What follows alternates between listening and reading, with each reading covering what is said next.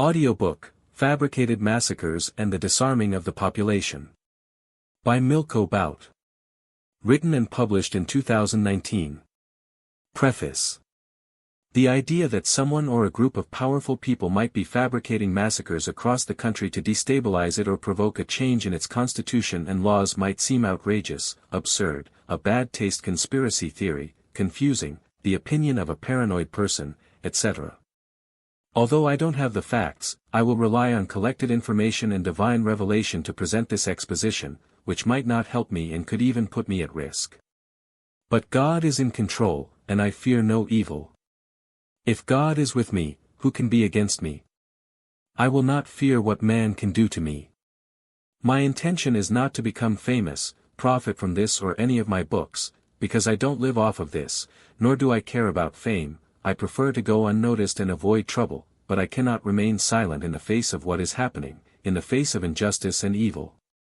I have a moral and spiritual duty to alert, warn, and advise others about the plans of the enemy of souls, who came only to steal, kill, and destroy, John 10 verse 10.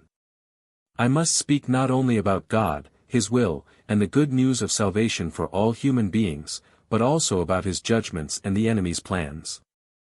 Freely you have received, freely give, this is my duty and the purpose for which God created me, Matthew 10 verse 8. I have had revelations in dreams, meditation, and communion with God, and I have taken the task of writing everything I know, based on my experiences, what I have discovered, and what God has told me.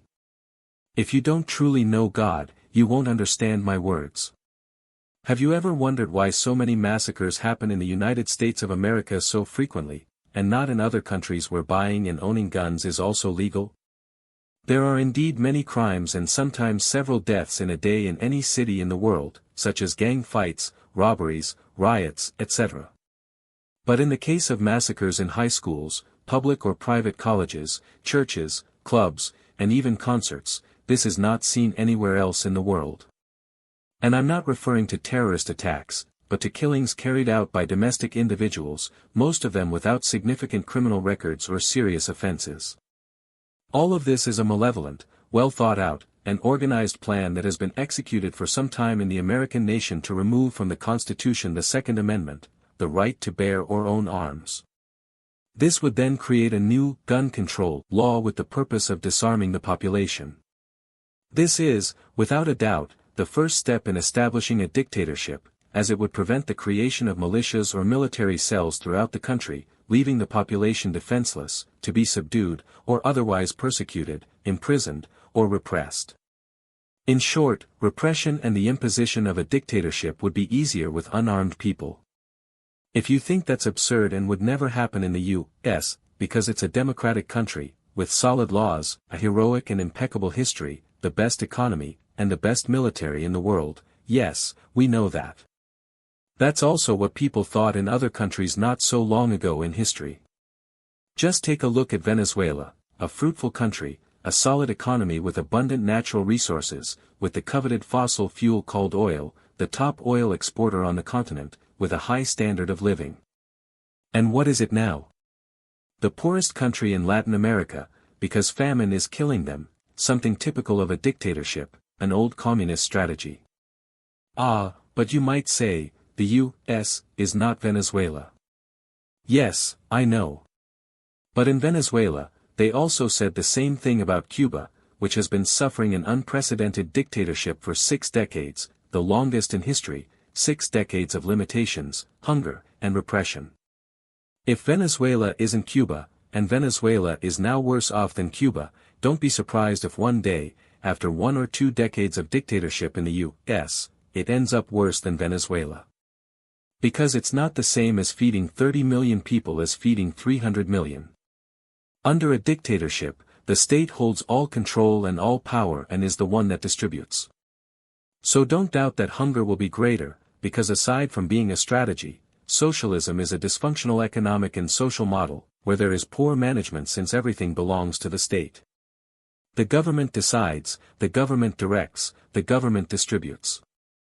There are no economic incentives at the public level, only political interests at the corporate level, something like socialism for the people but capitalism for the state. How do you bring a first-world country into a communist dictatorship? You create a progressive movement, win over the poor class, who will always remain poor, and when everyone believes that this is the ideological Messiah Savior, you demonize the conservatives and wage war on them until they are destroyed, stripped of politics, and deprived of their rights.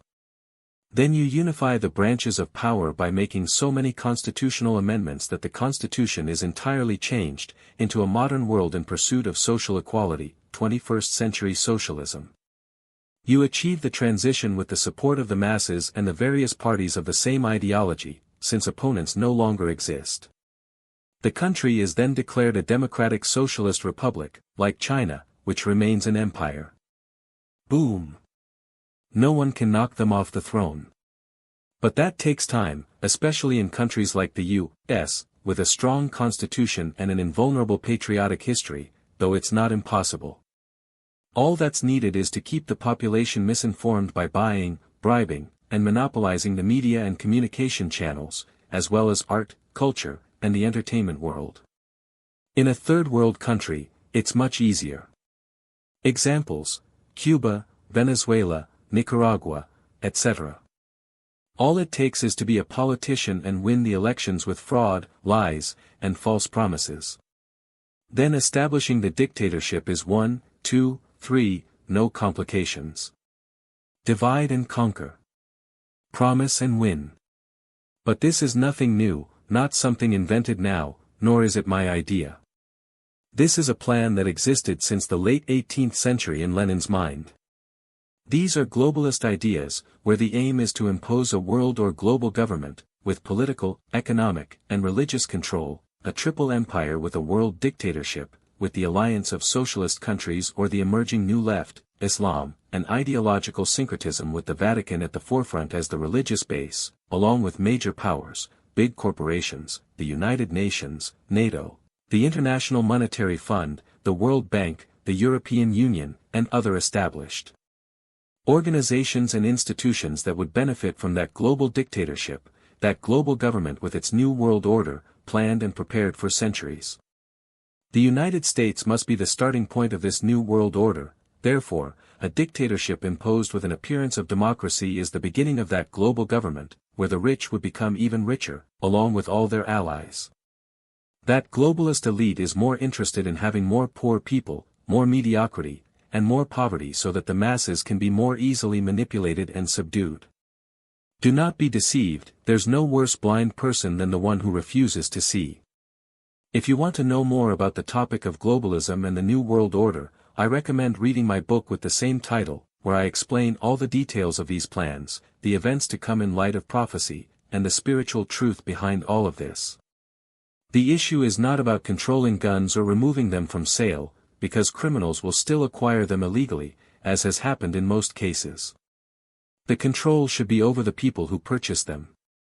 Anyone who wants to buy a firearm should fill out an application, and the weapon should not be sold the same day without that application being subject to a review of criminal and medical records, to determine whether the person has committed any crimes, has any mental disorders, or has experienced any documented or treated psychiatric episodes. It's simple and much safer for everyone. In Japan, for example, buying a gun is such a long and tedious process that people often choose not to buy one at all. In my particular case, I don't believe in weapons, just as I don't believe in violence or revenge.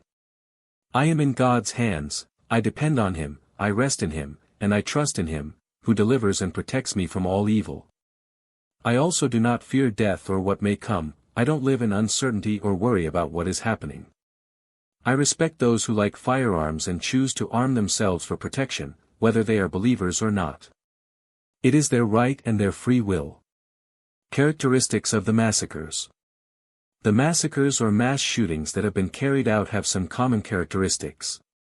1. They are committed by individuals who apparently have no serious prior offenses, almost all of them white, although there are cases involving Asian or mixed-race individuals. 2. They usually occur in places predominantly populated by white people. In other words, the target or majority of the victims are white. Interestingly, these massacres do not happen in black neighborhoods, Middle Eastern communities, or Asian areas. However, In a country with such cultural and national diversity, whoever it affects, since bullets have no names or specified targets. And remember, I'm talking about massacres, not terrorism. 3. The individuals who carry out these massacres are ordinary people or mentally ill individuals. There are rarely professionals who have lost their minds, although there have been cases of shootings and murders at workplaces where someone was fired or had a problem, etc. Another noteworthy aspect is that most of them are white. Is this perhaps the profile chosen to not only blame the weapons but also the race? 4. Almost none of these individuals had any military training. Clearly, they are created zombies, people who have been manipulated, perhaps drug addicts, those with psychological or personality disorders, individuals corrupted by media manipulation, psychopaths, etc. Explaining personality disorders such as psychopathy is very complex. Understanding the structural development of psychosis is even more difficult. Broadly speaking, these personality issues are rooted in childhood events and family dynamics.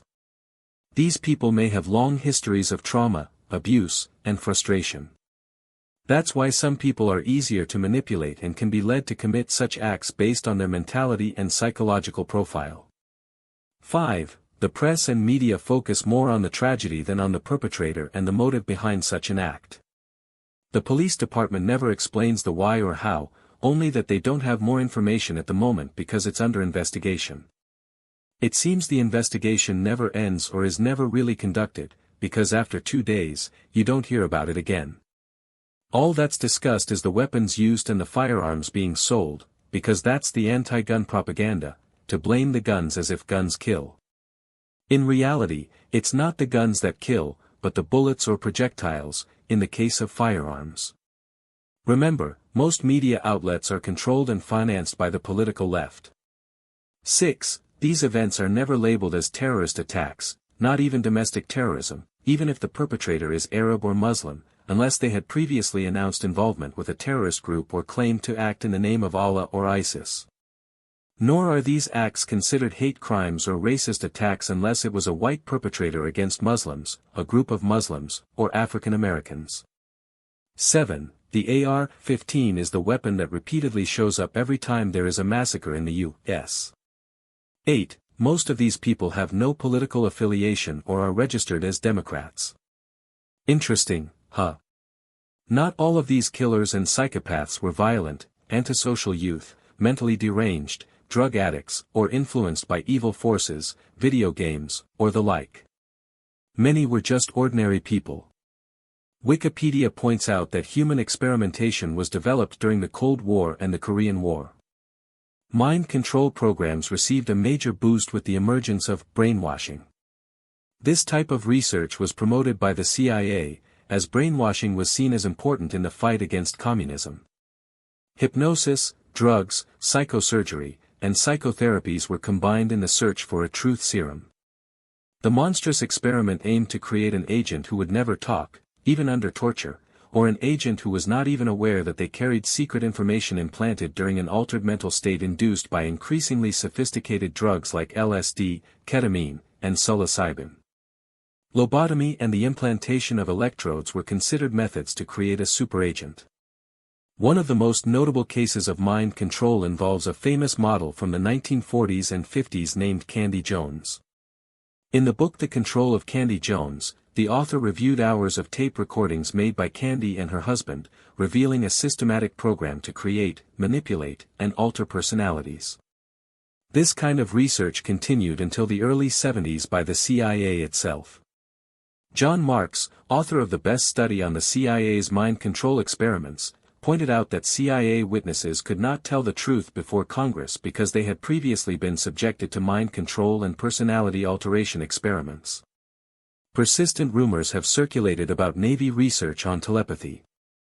The most famous of these experiments involved the submarine Nautilus, in which the goal was to detect enemy submarines and communicate with submerged vessels. Telepathy poses challenges in transferring information in very noisy environments. Population control was the passion of John C. Cutler, the author of the horrific syphilis experiment in Guatemala, but using living people in biomedical experiments was not exclusive to him. The United States not only developed projects like MKUltra but also conducted experiments on mind control, brainwashing, the use of truth serum, and parapsychological phenomena. The objective was to dominate human beings to dominate the world. MKUltra Project. When I served in the mandatory military service in Cuba during the 1980s, I became a chemical degasser, and I learned a lot about chemistry and chemical weaponry. I learned that there are chemical substances that can damage the brain either temporarily or permanently, even without the subject's knowledge or detection, as they can penetrate the brain through inhalation of gases in the atmosphere or even through the air conditioning in a facility or vehicle. These substances could cause madness, panic, confusion, impulsive attacks, hallucinations, blindness, etc. While researching for this book, Fabricated Massacres and the Disarming of the Population, and reading about the secret MKUltra project created by the CIA in the 1950s to be used in interrogations and torture, I realized that what I had learned in the military wasn't something only used in war but is also secretly applied in peacetime and for various reasons and benefits by political groups, organizations, and entities operating in the shadows, creating zombie subjects to turn them into killing machines, commit attacks, testify in court, or simply manipulate them through mind control. It is also known that the CIA is not the only intelligence agency. There are many covert satellite agencies operating under the CIA's umbrella and under the cover of political groups and parties, working in secret without the knowledge of the current state or government. What is the MKUltra project? The MKUltra project, sometimes also known as the CIA's mind control program, was the codename given to a secret and illegal program designed and executed by the United States Central Intelligence Agency, CIA, for human experimentation. These human trials were intended to identify and develop new substances and procedures to be used in interrogations and torture, aiming to weaken the individual and force confessions through mind control techniques. It was organized by the CIA's Scientific Intelligence Division in coordination with the Chemical Corps of the U.S. Army's Special Operations Division. The program began in the 1950s, officially sanctioned in 1953, and did not start scaling down until 1964, reducing further in 1967, and was officially discontinued in 1973. The program engaged in many illegal activities, particularly the use of U.S. and Canadian citizens as test subjects without their consent, raising questions about its legitimacy. MKUltra used various methodologies to manipulate the mental state of test subjects, including altering their brain functions through drugs like LSD and other chemicals, hypnosis, sensory deprivation, isolation, various forms of torture, and verbal and sexual abuse. The scope of MKUltra was vast, with research conducted at 80 institutions, including 44 colleges and universities, as well as hospitals, prisons, and pharmaceutical companies. CIA operatives used these institutions as fronts, although many senior officials at these places were aware of the CIA's activities. Years later, the United States Supreme Court defined the program as follows. Concerned with the research and development of chemical, biological, radiological weapons and materials capable of being used in clandestine operations for human behavioral control, the program consisted of 149 subprojects that the agency contracted out to various universities, research foundations, and similar institutions. At least 80 institutions and 185 private researchers participated. Because the CIA funded MKUltra indirectly, many of the participants didn't know the agency was involved. The MKUltra project came to public attention in 1975 when the U.S. Congress's Church Committee, which was investigating intelligence abuses from prior decades, and the Ford Commission investigated the CIA's activities within the United States. Their efforts were hindered by CIA Director Richard Helms, who ordered all MKUltra documents to be destroyed.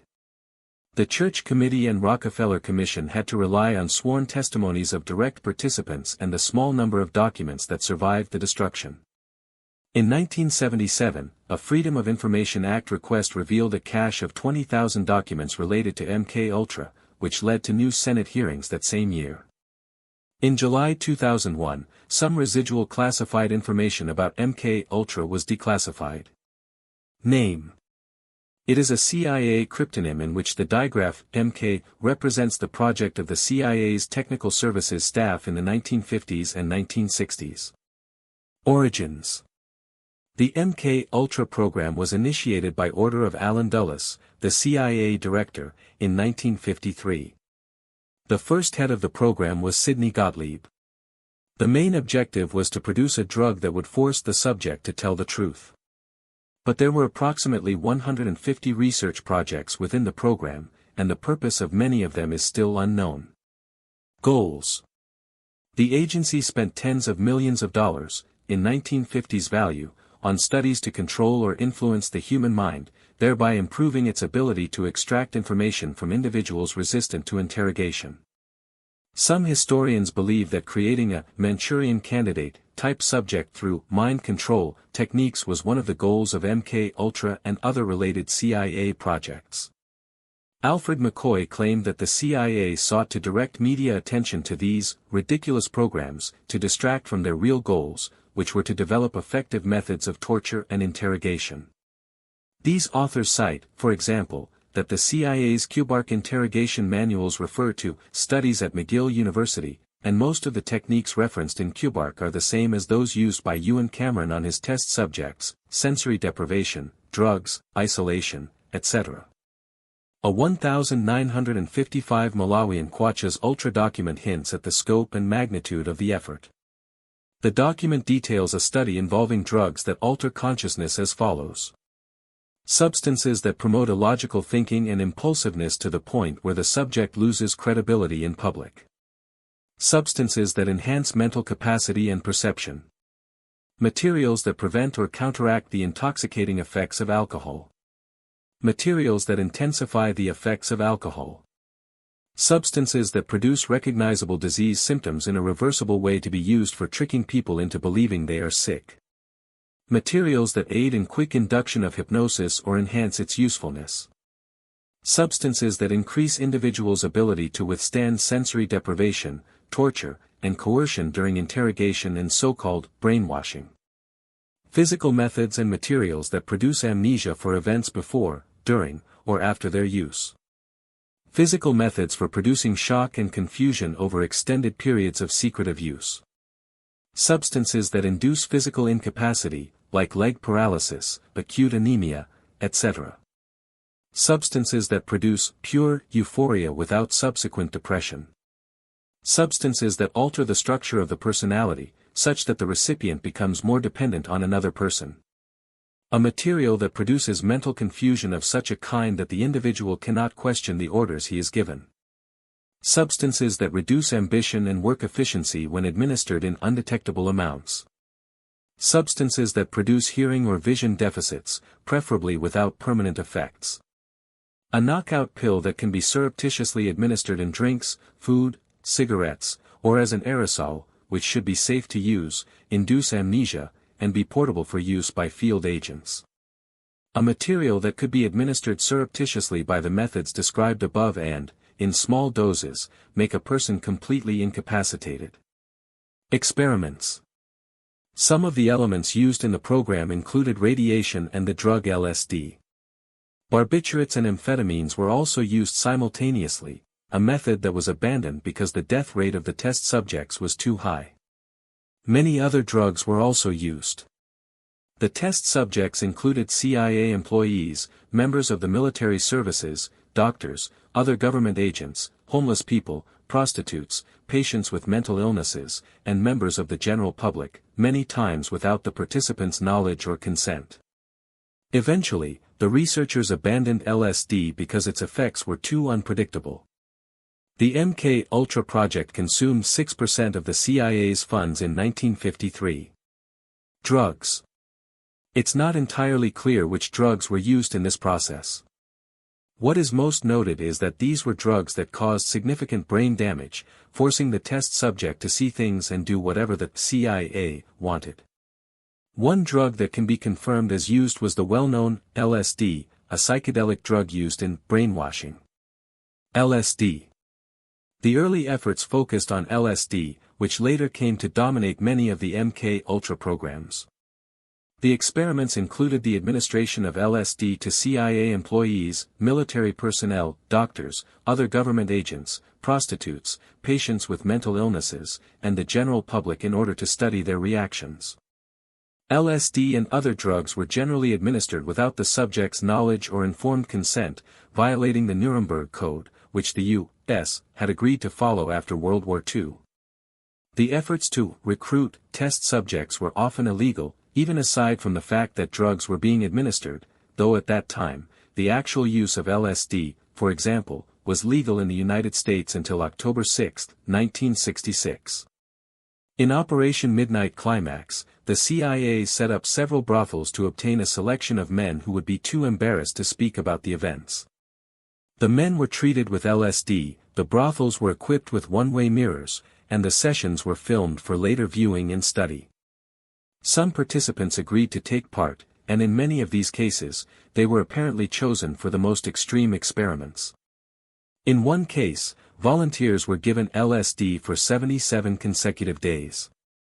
Eventually, MK-Ultra researchers dismissed LSD as too unpredictable in its results. While useful information was sometimes obtained through the interrogations, it was not uncommon for the most noticeable effect to be an absolute and total confidence by the subject that they could endure any kind of interrogation attempt, even physical torture. Hypnosis. Hypnotically increasing the capacity to observe and remember complex arrangements of physical objects, and the study of the relationship between personality and susceptibility to hypnosis. Experiments in Canada. The experiments were exported to Canada when the CIA recruited Scottish psychiatrist Donald Ewan Cameron, creator of the concept of psychic driving, which particularly interested the CIA. Cameron wanted to cure schizophrenia by erasing existing memories and reprogramming the psyche. He traveled weekly from Albany, New York, to Montreal to work at the Allen Memorial Institute of McGill University, being paid $69,000 by the agency between 1957 and 1964 to conduct MK-Ultra experiments there.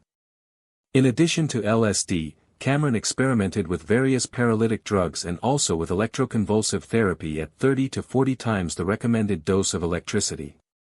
His behavioral experiments involved placing subjects into drug-induced comas for weeks, up to 3 months in one case, while playing repeated sounds or simple repeated statements. His experiments were usually carried out on patients who had been admitted to the institute for minor problems such as anxiety disorders or postpartum depression, many of whom suffered permanent damage from his actions. His treatments resulted in victims suffering from incontinence, amnesia, loss of speech, forgetting their parents, or believing that their interrogators were their parents. His work was inspired by and paralleled that of British psychiatrist Dr. William Sargant at St. Thomas Hospital in London and Belmont Hospital in Surrey, who was also involved with the intelligence services and conducted extensive non-consensual experiments on patients, causing similar long-term harm. Dr. Cameron and Dr. Sargant are the only 2 Canadian experimenters identified, but the MK-Ultra files refer to many other unnamed doctors who were recruited by the CIA.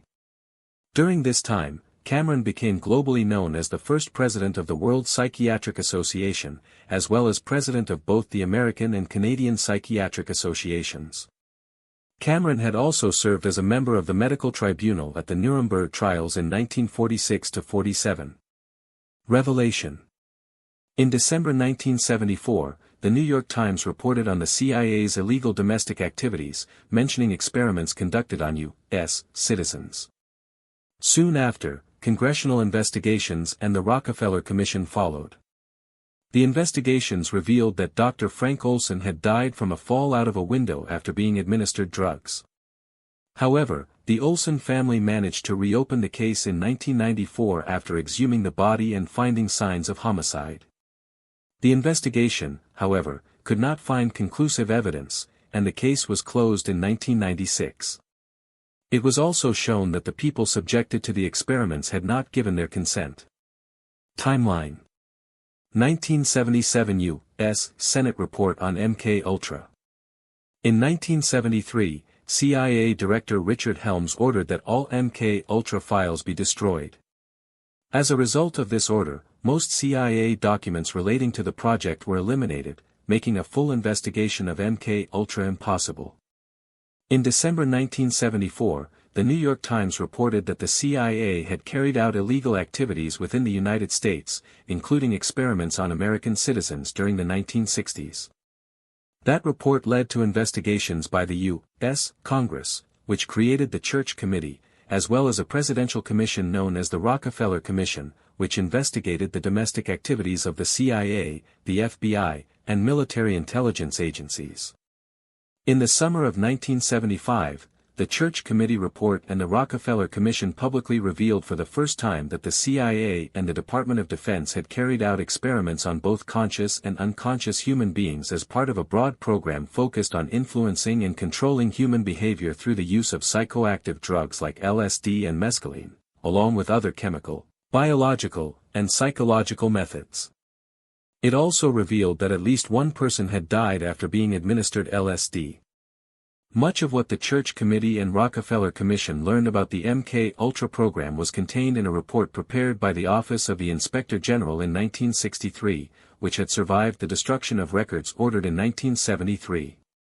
However, it contained few details. The Congressional Investigative Committee on the CIA, chaired by Senator Frank Church, concluded that prior consent was, obviously, not obtained from any of the subjects. The committee noted that the experiments, sponsored by these researchers, called into question the agency's decision not to set guidelines for human experimentation. Following the Church Commission's recommendations, President Gerald Ford in 1976 issued the first executive order on intelligence activities, which, among other things, prohibited experimentation with drugs on human subjects, except with informed consent, in writing and witnessed by a disinterested party, of each human subject, and following guidelines issued by the National Commission. In subsequent orders by Presidents Carter and Reagan, this directive was expanded to apply to all human experimentation.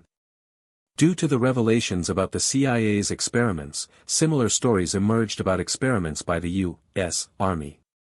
In 1975, the Secretary of the Army ordered the Army Inspector General to conduct an investigation. Among the findings was a memo written in 1953 by then-Secretary of Defense Charles Irwin Wilson. These documents showed that the CIA had participated in at least 2 Department of Defense committees during 1952. These findings led to the issuance of the Wilson Memorandum, which, according to Nuremberg Code protocols, required that only volunteers be used for experimental operations in the U.S. Armed Forces. In response to the Inspector General's investigation, the Wilson Memo was declassified in August 1975. Regarding drug testing in the Army, the Inspector General found that the tests clearly show that all possible medical considerations were observed by the professional researchers in the medical research labs. However, the Inspector General also found that the requirements of the 1953 Wilson Memo had been only partially effective and concluded that volunteers were not fully informed, as required, prior to their participation, and the methods of acquiring their services in many cases did not appear to comply with the intent of the Secretary's policies governing the Army's use of volunteers in research. In other branches of the U.S. military, such as the Air Force, it was found that the Wilson Memo stipulations for voluntary drug trials had not been adhered to. In 1977, during a hearing held by the U.S. Senate Select Committee on Intelligence to further investigate MK-Ultra, Admiral Stansfield Turner, former Director of Central Intelligence, revealed that the CIA had found a set of records consisting of about 20,000 pages that had survived the 1973 destruction order because they had been stored in a record center not usually used for document requests. These files referred to MK-Ultra project funding and contained more details about those projects than even the Inspector General's 1963 report. In Canada, the topic took much longer to surface in Canada, becoming widely known in 1984 through a CBC News program called The Fifth Estate. It was revealed that not only had the CIA funded Cameron's efforts, but even more shockingly, the Canadian government was fully aware of it and had later contributed an additional $500,000 in funding to continue the experiments. This revelation largely derailed victims' efforts to sue the CIA like their U.S. counterparts. Eventually, the Canadian government reached an out-of-court settlement, awarding $100,000 to each of the 127 victims. None of Dr. Cameron's personal documents related to MK Ultra survived, as his family destroyed them after his death from a heart attack while mountain climbing in 1967. Report of the United States General Accounting Office. The U.S. General Accounting Office issued a report on September 28, 1994, stating that between 1940 and 1974, the Department of Defense and other national security agencies studied thousands of human beings in trials and experiments using hazardous substances. The quote from the study. Working with the CIA, the Department of Defense gave hallucinogenic drugs to thousands of volunteer soldiers during the 1950s and 1960s. In addition to LSD, the Army also tested quinacridonyl benzoate, a hallucinogen codenamed BZ. Many of these tests were conducted under the so-called MK Ultra program, established to combat what were perceived as Soviet and Chinese advances in brainwashing techniques. Between 1953 and 1964, the program consisted of 149 projects involving drug testing and other studies on involuntary human subjects. Deaths. Given the CIA's intentional destruction of most records, its failure to follow informed consent protocols with thousands of participants, the uncontrolled nature of the experiments, and the lack of follow-up data, the full impact of MK Ultra experiments, including deaths, will never be known. Frank Olson. Several known deaths have been associated with the MK Ultra project, especially that of Frank Olson. Olson was a U.S. Army biochemist and expert in biological weapons who was given LSD without his knowledge or consent in November 1953 as part of a CIA experiment. He died under suspicious circumstances a week later. A CIA doctor assigned to monitor Olson claimed he was sleeping in another bed in a New York City hotel room when Olson jumped out of the window and fell 13 floors to his death. At the time, Olson's death was described as a suicide during a severe psychotic episode. The CIA's internal investigation concluded that Technical Services Division Director Sidney Gottlieb had carried out the LSD experiment with Olson's prior knowledge, though neither Olson nor the other men involved had been informed of the exact nature of the drug until about 20 minutes after ingestion. The report further suggests that Gottlieb received only a reprimand and had failed to take into account that Olson had already been diagnosed with suicidal tendencies, which could have been worsened by the LSD. The Olson family disputes the official version of events. They claim Frank Olson was murdered because, especially after his experience with LSD, he had become a security risk who might disclose highly classified CIA secrets, many of which he had direct knowledge of. Just days before his death, Olson resigned from his position as acting chief of the Special Operations Division at Fort Detrick, Maryland, due to a severe moral crisis regarding the nature of his research in biological weapons. Among Olson's concerns were the development of assassination tools used by the CIA, the agency's use of biological warfare materials in covert operations, experimentation with biological weapons in populated areas, collaboration with former Nazi scientists in Operation Paperclip, mind control research using LSD, the use of biological weapons, including anthrax, during the Korean War, and the use of psychoactive drugs during terminal interrogations, under a program codenamed Project Artichoke. Later forensic evidence conflicted with the official story. When Olson's body was exhumed in 1994, cranial injuries indicated he had been struck unconscious before falling out the window. The medical examiner classified Olson's death as a homicide. In 1975, Olson's family received a settlement of $750,000 from the U.S. government and a formal apology from President Gerald Ford and CIA Director William Colby, though the apology was limited to the issue of informed consent regarding Olson's ingestion of LSD. In his 2009 book A Terrible Mistake, researcher H.P. Albarelli Jr. agrees with the Olson family and concludes that Frank Olson was killed due to a crisis of conscience that made him likely to reveal state secrets related to several CIA programs, chief among them, Project Artichoke and a MKNOMI project codenamed Project Span. Albarelli presents substantial evidence supporting his theory that Project Span involved the contamination of food supplies and the spraying of powerful LSD-based aerosols in the village of Pont-Saint-Esprit, France, in August 1951. Pont, in French translates to bridge, in English, a synonym for span. The Pont Saint-Esprit incident led to mass psychosis, the institutionalization of 32 people, and at least 7 deaths. As acting chief of the Special Operations Division, Olson had been involved in the development of aerosol systems and had been present in Pont Saint-Esprit in August 1951. Several months before resigning, he had also witnessed a terminal interrogation conducted in Germany under Project Artichoke. Other researchers have reached conclusions similar to Albarelli's, including John Grant Fuller, author of The Day of St. Anthony's Fire, a reference book that initially attributed the incident in Pont Saint-Esprit to rye ergot poisoning. Harold Blower. Another known victim of the MK Ultra project was Harold Blower, a professional tennis player in New York, who died in January 1953 as a result of a secret army experiment involving MDMA. Legal issues involving informed consent. Revelations about the CIA and the Army led several survivors of their experiments to file lawsuits against the federal government for conducting illegal human testing. Although the government aggressively, and sometimes successfully, tried to avoid legal liability, several plaintiffs received compensation through court orders, out-of-court settlements, or acts of Congress. Frank Olson's family received $750,000 through a special law passed by Congress, and both President Ford and CIA Director William Colby met with Olson's family to issue a public apology.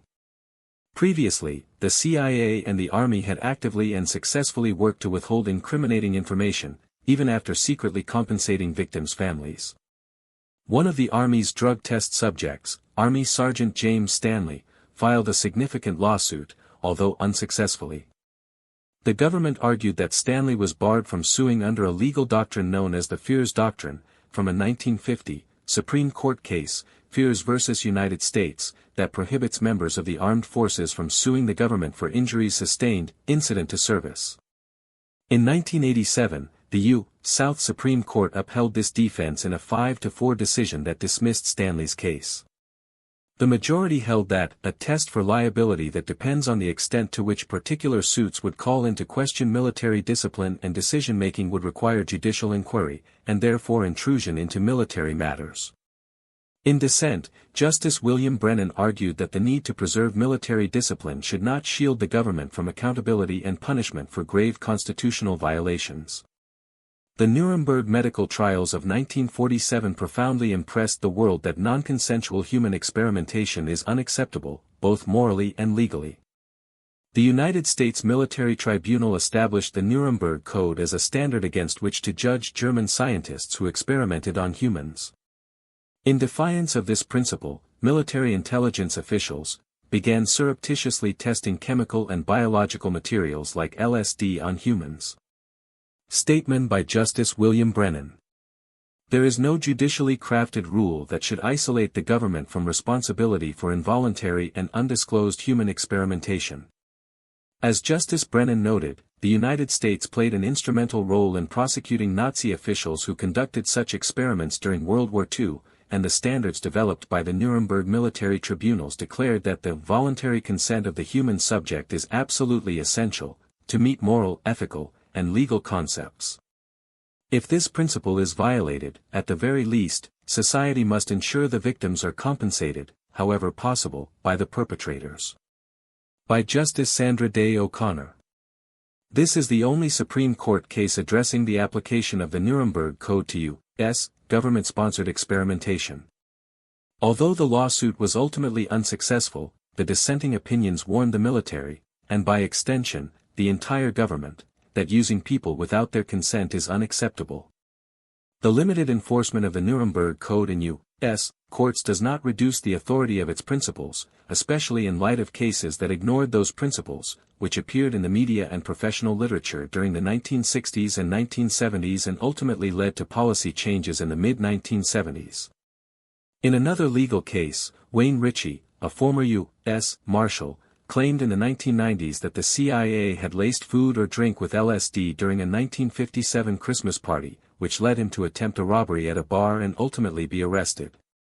While the government admitted that, at the time, it had been drugging people without their consent, U.S. District Judge Marilyn Hall Patel found that Ritchie could not prove he was one of MK Ultra's victims or that the LSD caused his robbery attempt.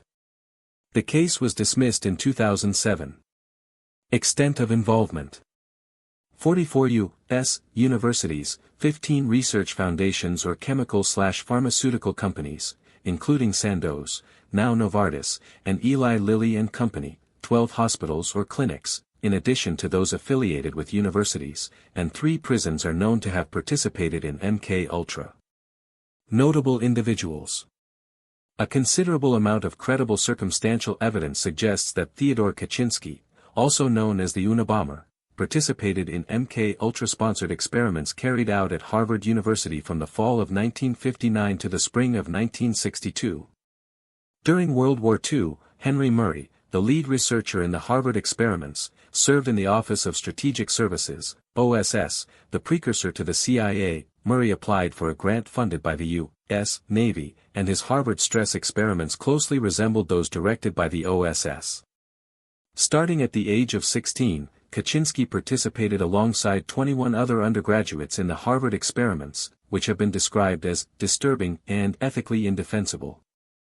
Ken Kesey, of the Merry Pranksters and author of One Flew Over the Cuckoo's Nest, volunteered for MK Ultra experiments while a student at Stanford University. His experiences with LSD during these experiments directly led to his widespread promotion of the drug and the later development of hippie culture. Robert Hunter, lyricist, composer, and poet best known for his collaboration with Jerry Garcia and the Grateful Dead, also participated in MK Ultra experiments. Alongside Ken Kesey, Hunter was one of the early test subjects at Stanford. Subjects were paid to take LSD, psilocybin, and mescaline, then report their experiences. These experiences became creatively formative for Hunter. He described the visions with poetic expressions such as, "Every image of yourself pouring out a shell of purple with crystal foam ridges, soft drops falling into the morning mist sea, a sort of cascading chime of bells, blood singing, joyfully like bells. If this is madness, then for God's sake, let me remain mad." McNally 42-43. Candy Jones, an American model and radio host, claimed she was a victim of mind control during the 1960s. James Whitey Bulger, the notorious mob boss and fugitive, volunteered to test psychoactive drugs while in prison. Lawrence Teeter, attorney for assassin Sirhan Sirhan, claimed that Sirhan was under hypnotic influence when he shot Robert F. Kennedy in 1968. Teeter linked the CIA's MK Ultra program to the mind control techniques allegedly used on Sirhan. Jonestown, the location in Guyana of Jim Jones's cult and the mass suicide of the People's Temple, is believed to have been a testing ground for MK Ultra-style medical and mind control experiments, even after the program was officially terminated. Congressman Leo Ryan, a known CIA critic, was assassinated by People's Temple members after visiting Jonestown to investigate alleged abuses. MK Ultra in conspiracy theories. Due to its secretive nature and the destruction of most of its records, MK Ultra has been, and continues to be, a source of multiple conspiracy theories. List of shooters from 1982 to 2019. Here is a list of individuals involved in mass shootings in the U.S., from 1982 to May 2019. Dwayne Craddock, 40, municipal worker armed with handguns, a suppressor, and high-capacity magazines, carried out a mass shooting inside a Virginia Beach municipal building on a Friday afternoon, dying later in a prolonged gunfight with police. Craddock had resigned that same morning. A veteran of the Virginia National Guard, he had a shaved head, bodybuilder physique, and cameras on the windows of his house, according to the Washington Post. Gary Martin, 45, went on a rampage inside a warehouse after being fired, killing 5 co-workers and wounding 5 officers. He died in a shootout with police. Despite a long history of domestic violence and felony charges, he obtained a firearm, even after having his Illinois firearm owner's ID revoked. Jordan Whitmer, 21, shot 3 people in a bar near Penn State, including an ex-girlfriend, crashed his car afterward, entered a random home, killed a senior resident, and then killed himself. He had a legal carry permit and had recently finished 3 years in the U.S. Army. Zephan Zaver, 21, shot 5 women inside a bank execution style, then called police to confess. Wearing a bulletproof vest, he surrendered after a standoff. An ex-girlfriend stated he had long expressed fascination with violence and that she met him in a psychiatric hospital in 2013. Juan Lopez, 32, shot his ex-fiancée and others at a hospital, including a police officer and a pharmacy employee. Killed by SWAT. Ian David Long, 28, former Marine. Opened fire at a country music bar in California. Killed a security guard, civilians, and a responding deputy. Died by suicide. Robert D. Bowers, 46, shouted anti-Semitic slurs and opened fire in a Pittsburgh synagogue during Sabbath services. Armed with a rifle and several handguns. Arrested after a police standoff. Snokia Mosley, 26, disgruntled employee who shot victims outside and inside a warehouse floor. Later died from a self-inflicted wound. Javier Casares, 54, during a bitter divorce, shot his ex-wife and former co-workers at a trucking company. Killed a person fleeing to a nearby store, then killed 2 others at a private residence. Committed suicide as police closed in. Omar Enrique Santa Perez, 29, entered the lobby of a downtown Cincinnati building and opened fire. Killed in a shootout with police. Jared W. Ramos, 38, opened fire in the newsroom of the Capital Gazette in Maryland. Arrested on site. Held a long-standing grudge against the paper for reporting on his prior harassment conviction. Demetrius Pagurtzis, 17, student at Santa Fe High School, used a shotgun and revolver owned by his father to kill 10 and injure at least 13. Surrendered to police. Had left explosive devices on campus. Travis Reinking, 29, opened fire in a Waffle House parking lot and inside the restaurant with an AR-15. A bystander wrestled the gun away. Fled and was arrested the next day. Had a history of erratic behavior, including an arrest at the White House. Albert Chung Wong, 36, Army veteran who invaded a veterans facility where he previously received care. Took 3 female staff members hostage and killed them before turning the gun on himself. Nicholas J. Cruz, 19, armed with an AR-15 and tactical gear, attacked Marjorie Stoneman Douglas High School in Parkland, Florida, killing 17 and injuring many others. Arrested shortly after fleeing the scene. Timothy O'Brien Smith, 28, wearing body armor and heavily armed, he opened fire at a car wash in a rural Pennsylvania town, killing 4 people. 1 person survived with minor injuries. He later died from a self-inflicted gunshot wound. Kevin Jansen Neal, 44, went on a 45-minute shooting rampage in Rancho Tehama, Northern California, including shooting at an elementary school. Killed his wife before the spree. Was shot dead by police. Devin Patrick Kelly, 26, former Air Force airman who opened fire at First Baptist Church in Sutherland Springs, Texas, killing 26 people and injuring 20 more. Fled the scene after exchanging gunfire with a local resident, then crashed his vehicle and died from a self-inflicted wound. Scott Allen Ostrom, 47, entered a Walmart in a Denver suburb and fatally shot 2 men and a woman before leaving. He was captured by police after a manhunt. Struggled with financial issues but had no serious criminal record. Ray D. Labib Prince, 37, shot 5 people at a kitchen countertop business in Maryland, killing 3. Later shot and injured a 6th person in Delaware.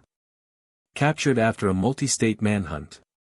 Stephen Craig Paddock, 64, opened fire with modified semi-automatic rifles from the 32nd floor of the Mandalay Bay Hotel in Las Vegas during a music festival, killing 58 people and injuring hundreds. Killed himself before police breached the room. Jimmy Lamb, 38, fatally shot 3 co-workers and wounded 2 others at a UPS facility in San Francisco. Killed himself when police arrived. Randy Stair, 24, grocery store employee who shot and killed 3 co-workers at Weis Markets in Pennsylvania. Fired 59 rounds before taking his own life.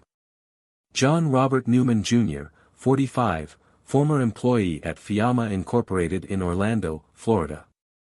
Returned to the business after being fired and fatally shot 5 employees before killing himself.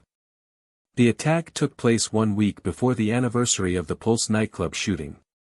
Thomas Hartless, 43, killed his ex-girlfriend and another nursing home employee, along with the police chief who responded to the call in Cookersville, Ohio.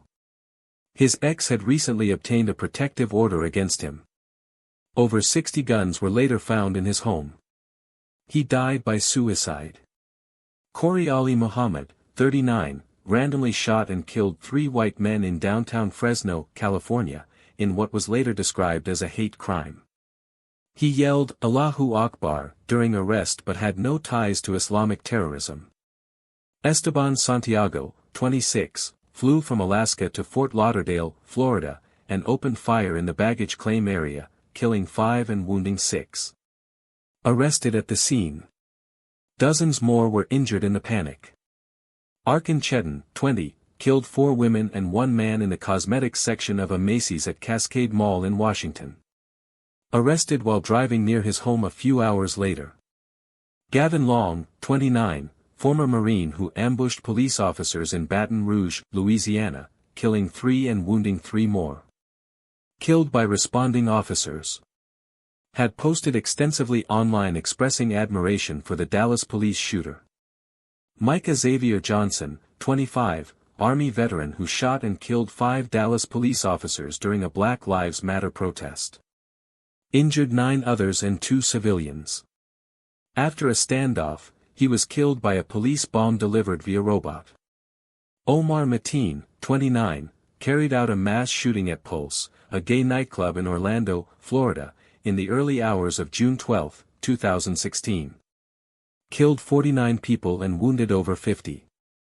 Was killed by police after a prolonged hostage standoff.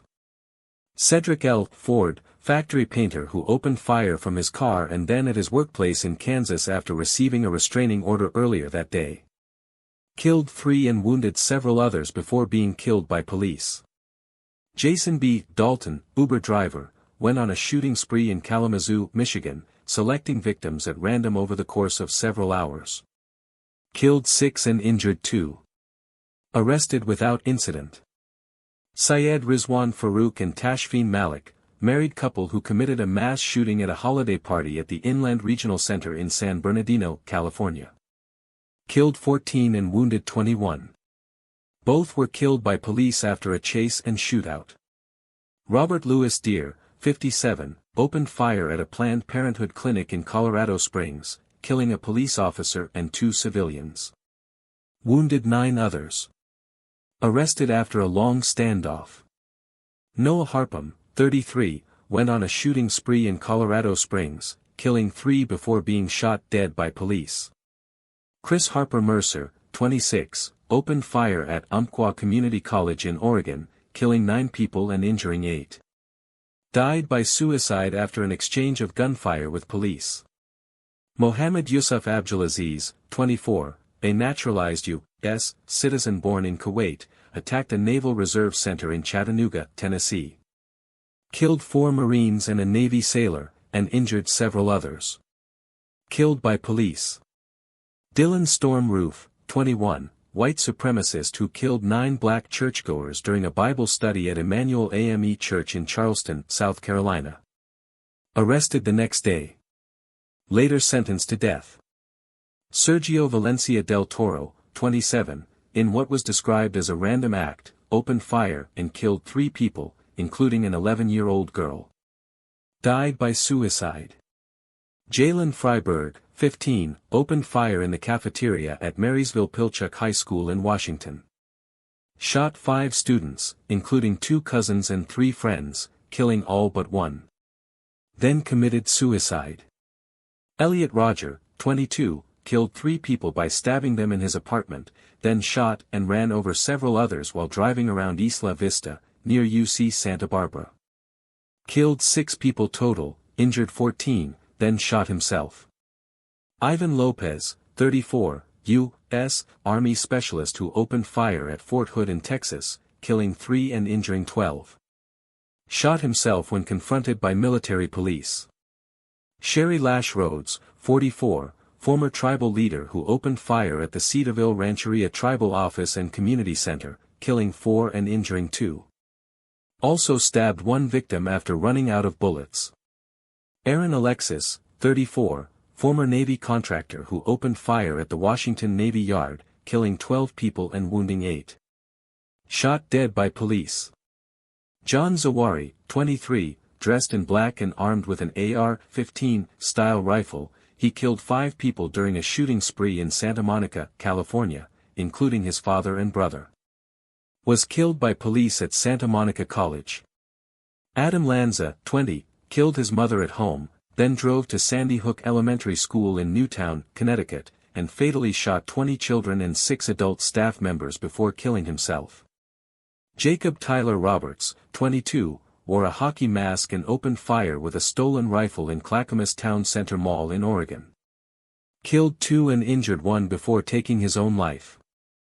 James Egan Holmes, 24, opened fire in a crowded movie theater during a midnight premiere of The Dark Knight Rises in Aurora, Colorado. Killed 12 and injured 70. Arrested on the scene. Later sentenced to life in prison without parole. Ian Stavitsky, 40, opened fire in a Seattle cafe, killing 5. Fled the scene, murdered a woman for her car, and later committed suicide as police approached. Scott Evans DeCray, 42, opened fire at a hair salon in Seal Beach, California, killing 8 people and wounding 1. Arrested shortly after. His motive was linked to a custody dispute with his ex-wife.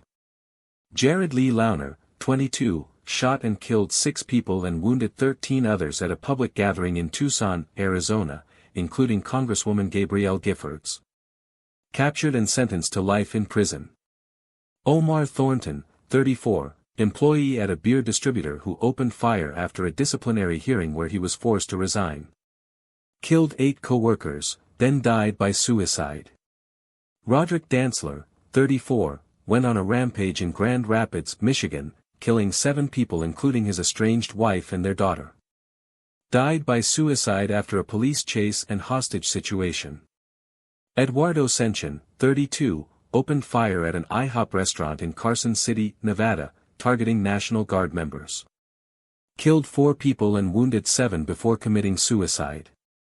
Scott Lee Bittner, 50, a law enforcement officer who killed his ex-wife and 4 other people in West Virginia before taking his own life.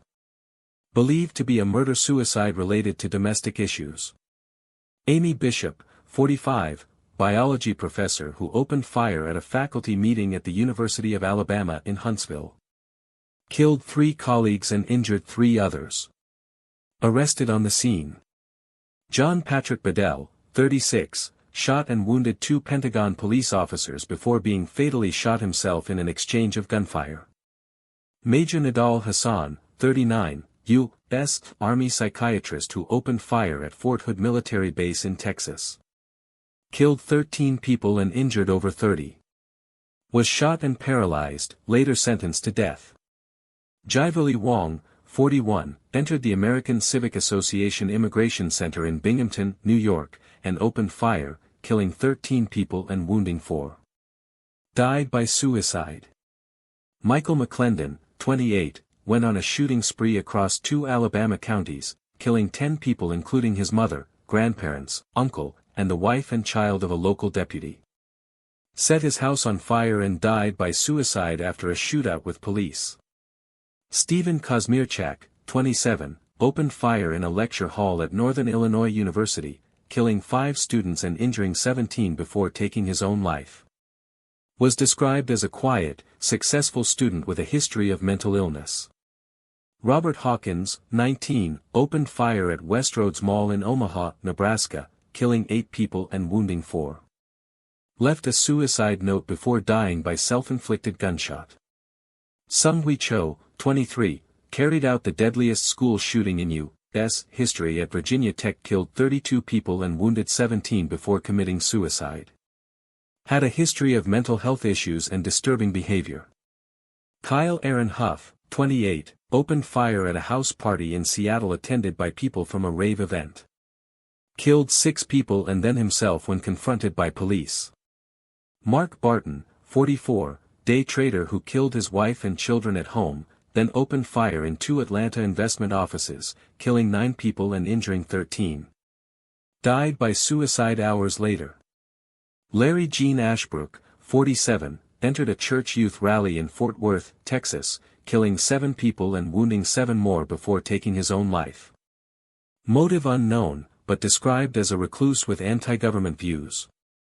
Benjamin Smith, 21, member of a white supremacist group who went on a shooting spree targeting minorities across Illinois and Indiana during the July 4th weekend in 1999.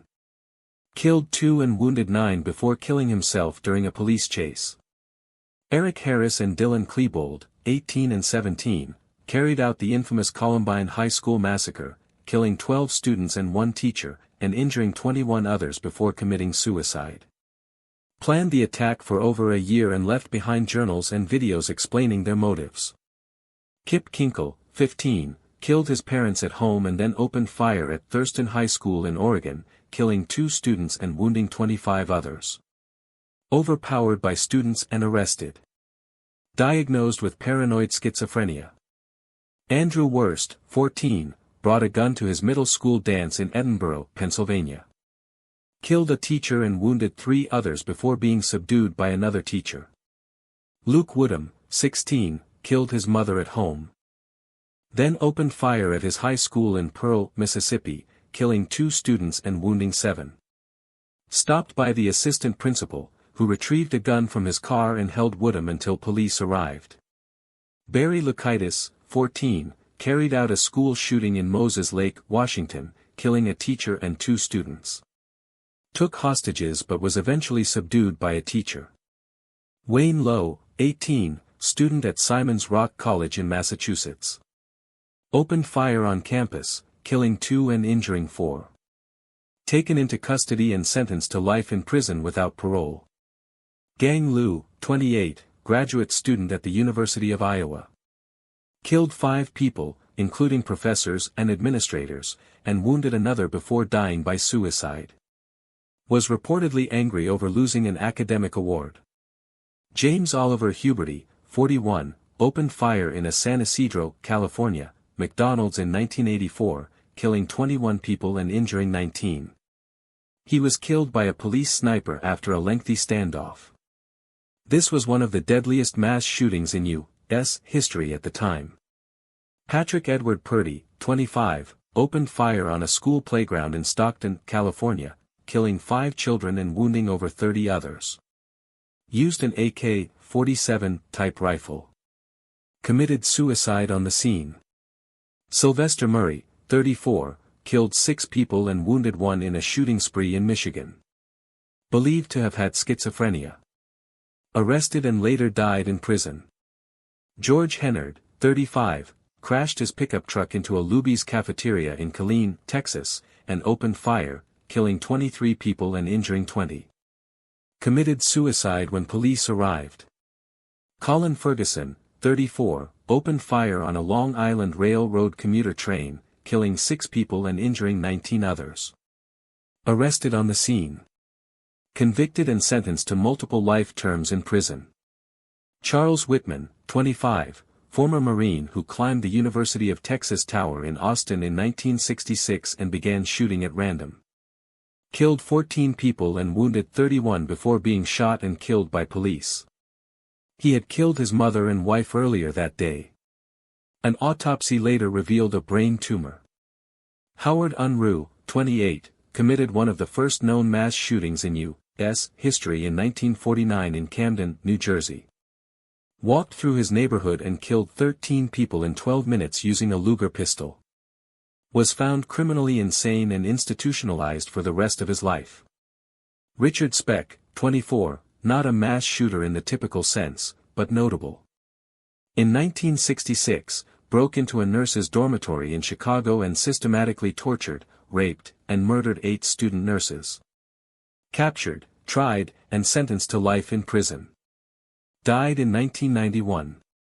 Robert Benjamin Smith, 18, in 1966, walked into the Rosemar College of Beauty in Arizona and killed 5 women and 2 children. Inspired by the Whitman and Speck murders. Sentenced to life in prison. Brenda and Spencer, 16, in 1979, opened fire from her home on an elementary school across the street in San Diego, California. Killed 2 adults and wounded 8 children and a police officer. When asked why, she said, "I don't like Mondays." Sentenced to 25 years to life. Pedro Vargas, 42, set fire to his apartment, killed 6 people in the complex, and held 2 other hostages at gunpoint before a SWAT team stormed the building and fatally shot him. Dennis Clark, 27, shot and killed his girlfriend in their shared apartment, then shot 2 witnesses in the building's parking lot and a 3rd victim in another apartment, before being killed by police. Kurt Myers, 64, shot 6 people in neighboring towns, killing 2 at a barbershop and 2 at an auto shop, before being killed by officers in a shootout after a nearly 19-hour standoff. Adam Lanza, 20, killed his mother at home, then drove to Sandy Hook Elementary School. He forced his way in and opened fire, killing 20 children and 6 adults before committing suicide. Andrew Engeldinger, 36, upon learning he was being fired, went on a shooting spree, killing the business owner, 3 co-workers, and a UPS driver. He then killed himself. Wade Michael Page, 40, opened fire at a Sikh Gurdwara before dying from a self-inflicted gunshot wound during a shootout with police. 1L. Go, 43, a former student, opened fire in a nursing classroom. He fled the scene by car and was arrested nearby a few hours later. Jong Soo Peek, 59, returned to a Korean spa from which he had been expelled after an altercation. He shot 2 of his sisters and their husbands before killing himself. Maurice Clemens, 37, a felon out on bail for child rape charges, entered a coffee shop on a Sunday morning and shot 4 police officers who were there using their laptops before their shifts. Clemens, who was injured while fleeing the scene, was later shot and killed by a Seattle police officer after a 2-day manhunt. Robert Stewart, 45, opened fire in a nursing home where his estranged wife worked before being shot and arrested by a police officer. Wesley Neil Higdon, 25, a disgruntled employee, opened fire at an Atlantis plastics factory after being escorted out for an argument with a supervisor. Higdon shot the supervisor outside the factory before opening fire on co-workers inside. He then killed himself. Off-duty Sheriff's Deputy Tyler Peterson, 20, opened fire inside an apartment after an argument at a welcome home party. He fled the scene and later killed himself. Former postal worker Jennifer San Marco, 44, shot and killed a former neighbor, then drove to the mail processing plant where she had worked. Inside, she opened fire, killing 6 employees before taking her own life. Jeffrey Weiss, 16, murdered his grandfather, a police officer, and the grandfather's girlfriend. Weiss then drove his grandfather's patrol car to Red Lake Senior High School and opened fire on the reservation campus, killing 7 more people before committing suicide. Terry Michael Ratzman, a 44-year-old member of the Living Church of God, opened fire at a church meeting in a Sheraton hotel before killing himself. Nathan Gale, 25, possibly upset over the breakup of the band Pantera, shot and killed former Pantera guitarist Dimebag Darrell and 3 others during a Damageplan concert before a police officer fatally shot Gale. Assembly line worker Douglas Williams, 48, opened fire at his Lockheed Martin workplace in a racially motivated attack before killing himself.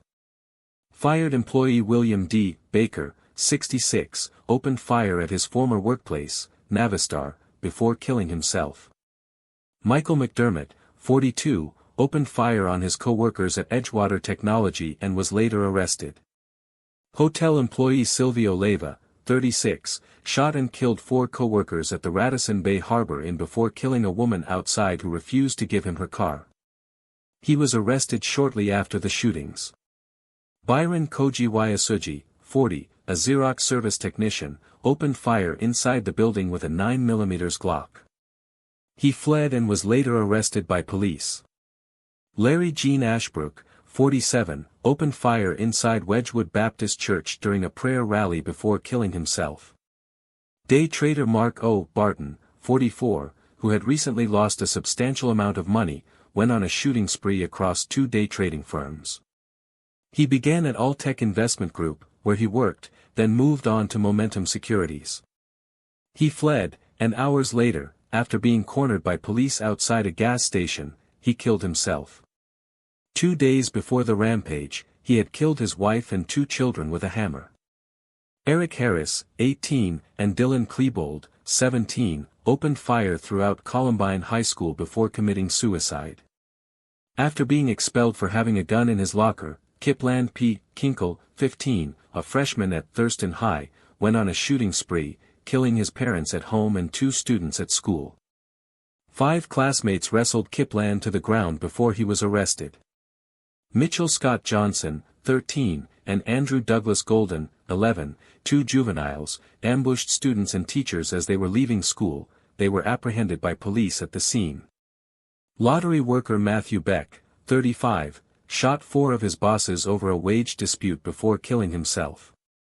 Former Caltrans employee Arturo Reyes Torres, 41, opened fire at a maintenance yard after being fired for allegedly selling government materials stolen from work. Police shot him dead. Arthur Wise, 43, opened fire at a Phelan company in retaliation for being fired after an argument with a supervisor. He attempted suicide by ingesting insecticide, failed, and was executed by the state of South Carolina 8 years later. City Park employee Clifton McCree, 41, opened fire on former co-workers he called racist demons inside a municipal trailer in an act of revenge after failing a drug test. He then committed suicide. Disgruntled former metalworker James Daniel Simpson, 28, opened fire throughout Walter Rossler Company, where he had worked, then left the building and killed himself. Former Airman Dean Allen Melberg, 20, opened fire inside a hospital at Fairchild Air Force Base before being shot dead by a military police officer outside. Nathan Dunlap, 19, a recently fired Chuck E. Cheese employee, went on a rampage through his former workplace and was arrested the next day. He is now on death row awaiting execution. Colin Ferguson, 35, opened fire on a Long Island Railroad train heading east as it approached a Garden City station. He was later arrested. Army Sergeant Kenneth Jr. French, 22, opened fire at Luigi's Italian restaurant while ranting about gays in the military before being shot and arrested by police. Failed businessman John Luigi Ferry, 55, opened fire throughout an office building before committing suicide inside as police pursued him. John T. Miller, 50, killed 4 child support workers in a county office building before turning the gun on himself. Miller was upset over a court order garnishing his wages for overdue child support payments. Former Lyndhurst High School student Eric Houston, 20, angry over several personal failures, killed 3 students and a teacher at the school before surrendering to police after an 8-hour standoff. He was later sentenced to death. Postal worker Thomas McIlvaine, 31, opened fire at his former workplace before committing suicide. Former graduate student Gang Liu, 28, went on a rampage on campus and then killed himself at the scene. George Hennard, 35, drove his pickup truck into a Luby's cafeteria and opened fire before committing suicide. James Edward Pugh, 42, opened fire in a General Motors Acceptance Corporation office before killing himself. The day before, Pugh had killed a pimp and a prostitute and injured 2 others. Those victims are not included in the mass murder count. Joseph T. Westbecker, 47, gunned down 8 people at his former workplace before committing suicide. Patrick Purdy, 26, an alcoholic with a police record, launched an assault on Cleveland Elementary School, where many young Southeast Asian immigrants were enrolled. Purdy shot himself in the head. Former ESL Incorporated employee Richard Farley, 39, gunned down 7 people at his former workplace after stalking and harassing a female coworker he was romantically interested in. He was later arrested and now sits on death row at San Quentin. Retired librarian William Cruz, 59, was a paranoid neighbor who claimed he was gay. He drove to a public supermarket, killing 2 Florida Tech students en route before opening fire outside and killing a woman. He then drove to a Winn-Dixie supermarket and killed 3 more, including 2 police officers.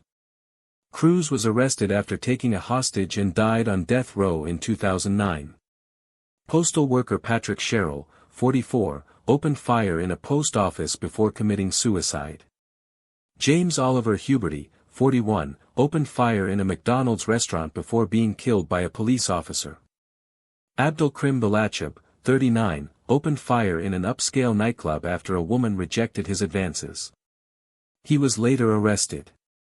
High school teacher Carl Robert Brown, 51, opened fire inside a welding shop and was later shot dead by a witness while fleeing the scene.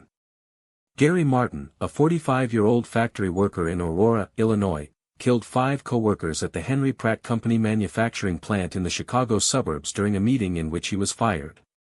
Another co-worker was also injured, as were the first 5 police officers who arrived at the scene. Martin was able to acquire the .40 caliber handgun he used because a background check did not reveal a prior felony conviction for aggravated assault in Mississippi. After a 90-minute manhunt inside the 29,000 square foot facility, he was killed in a shootout with police. Connor Betts, 24, killed 9 people and injured about 27 others near Ned Pepper's bar in the historic Dayton district in Oregon after opening fire with a .223 caliber rifle on August 4, 2019.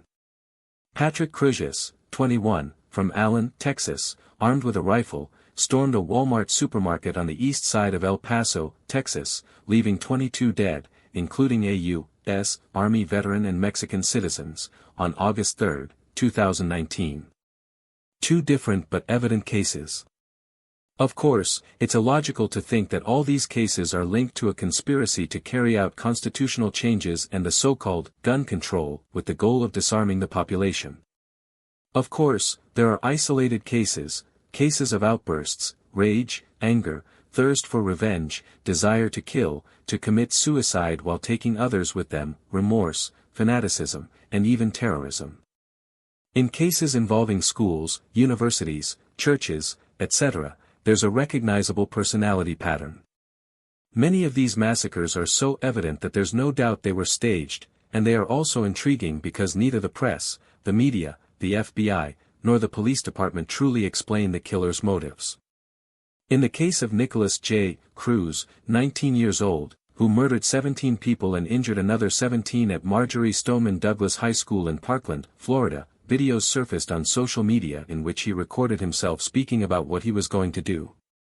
In his statement, he appeared like a soldier on a mission, saying exactly, "My name is Nick and I'm going to be the next school shooter of 2018. My goal is at least 20 people. The place is Stoneman Douglas," looking toward what seemed to be a sign with the name of the school, his school, reportedly. "It's going to be a big event. When you see me on the news, you'll know who I am, hee, you're going to die, I can't wait." It sincerely seemed he had been assigned that mission in that school. He then recorded 2 more videos from his phone, one of them reading a letter he had apparently written, although it seemed more like someone else wrote it, and in the last video, he explained step by step what he was going to do with his AR-40. The video is available on YouTube. There are other videos on YouTube of his interrogation, and in one part, a friend apparently asks him, "Why did you do such a thing? Why didn't you answer me?" Nick talks about some people, and his friend asks, "What people?" He replies, "Irrelevant people," and falls silent, as if not wanting to say more.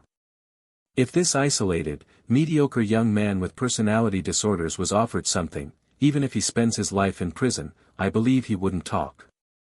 But most likely, his mind was programmed to carry this out without revealing anything. These methods have been used by the CIA, the KGB, and other secret intelligence and infiltration agencies. It's nothing new, they were used during World War I and II to carry out attacks and infiltrate individuals into enemy ranks. This case became a political campaign against guns and in favor of gun control. The surviving youth, like Emma Gonzalez and David Hogg, became the main recruits or activists. These young people spent more time campaigning and doing propaganda across the country than at school after the event. They were undoubtedly well trained. Interestingly, David Hogg had been transferred from California to Florida. He was a new student at that school and became the main leader of the anti-gun campaign. Strange, right? Another case involved a girl who appeared among the group of witnesses, but she had also been seen in photos at other schools in different cities before. She seemed like a fabricated witness. Undoubtedly, these activists are paid, prepared, and trained, just like the very perpetrator of the massacre. I would like to show you photos of these fake witnesses or survivors, but they were erased from the internet and can no longer be found. Blogs, pages, and channels of people who have reported these events or presented evidence of this fabrication have also been censored and removed. Another different but evident case is that of Stephen Craig Paddock, 64 years old, the alleged and only perpetrator of the country music concert massacre in Las Vegas, Nevada, where he killed 58 people and injured 546. A man with no criminal record, no psychological disorders, not only affiliated with the Democratic Party but also an anti-Trump activist, as he was seen in protest marches against the Trump administration and appears in numerous videos that you can find on YouTube, if they haven't been removed. He didn't live to tell his story because he was eliminated after shooting for nearly an hour without stopping.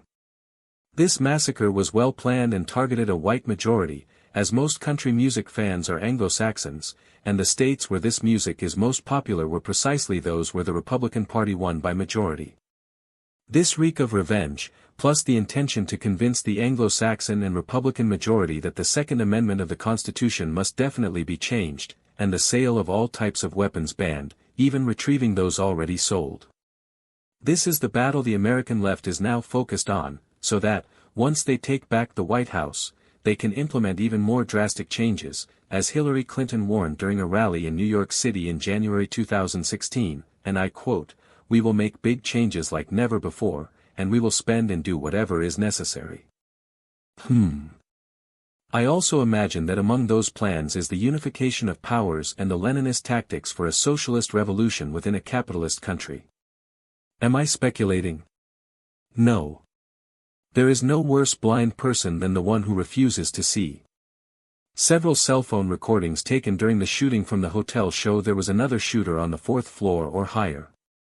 The FBI has never said anything about the note Paddock, the alleged shooter who was also shot, left in his room. Nor do they explain how a single person could bring so many weapons and so much ammunition into the hotel. Would someone staying just a few days bring 30 suitcases? What explanation is there for that? A man who was never in the military, didn't like guns, or at least never showed interest in having one, according to his brother in Florida and his Filipino girlfriend. He was apparently a peaceful, retired professional man. Rather old to carry so many weapons and run 50 feet back and forth in what seemed to be the angles used to shoot from his room. How could a man with no knowledge of weapons, a rich man with a good reputation, commit a crime of such magnitude? If he wanted to make history and sacrifice himself out of revenge, ideological fanaticism, or dissatisfaction with social injustice and the current government, he would have gone to the White House or a political event to vent by killing politicians or supporters. Clearly, this was well orchestrated, and most likely it was done to attack the current administration and force Congress and the Senate to ban firearms. It was a decoy, a strategy to convince voters and citizens on both sides that this is the only way to end crime. But who is really behind this crime? I'd like to be wrong, but the way this has been handled is very intriguing and indifferent. Stephen Paddock died without a note, a recording, a video, without a warning, without a cause, case closed. Now it's time to take steps to prevent another massacre. As Clinton said, we must spend and do whatever it takes to make the necessary changes. That's how these people think. But what about the second shooter? Keep believing that Americans are dumb enough to accept everything they are made to believe. Keep believing they'll get away with it and there will be no justice. For nothing is hidden that will not be revealed, nor is anything secret that will not be known and come to light. Luke 8 verse 17. The intriguing thing about this case is that there was no real motive of revenge, no signs of personality disorders, no way this man could have passed through with so many suitcases filled with heavy weaponry and thousands of rounds of ammunition. He didn't use just one weapon but several. Nor did he shoot from just one window, but several, and according to witnesses, shots came from several floors, at least two, which no single man could have done. Also, He apparently left a note in the hotel room that was never discussed, but which leaked FBI photos showed online. There was no talk either of his connection with a Hispanic security guard who disappeared after the event and was later detained and interrogated. Some witnesses interviewed mentioned a woman walking through the crowd yelling, "You're all going to die," something that never appeared in the press or on television, only in YouTube videos that were later removed. No clarity was given about Paddock's potential ties to terrorist groups, or the interrogation of his Filipina partner, who also vanished after the event, and many more intrigues that were never clarified and were simply forgotten. I don't have the evidence to show you, many things were deleted from the internet. Perhaps when you read this book, you might be able to find some video of what I'm talking about on YouTube, Dailymotion, Bing, or Google. No fiction surpasses reality, because many of these fictional stories are drawn from reality. Human beings, in their eagerness for power and control, are capable of anything, regardless of their political party.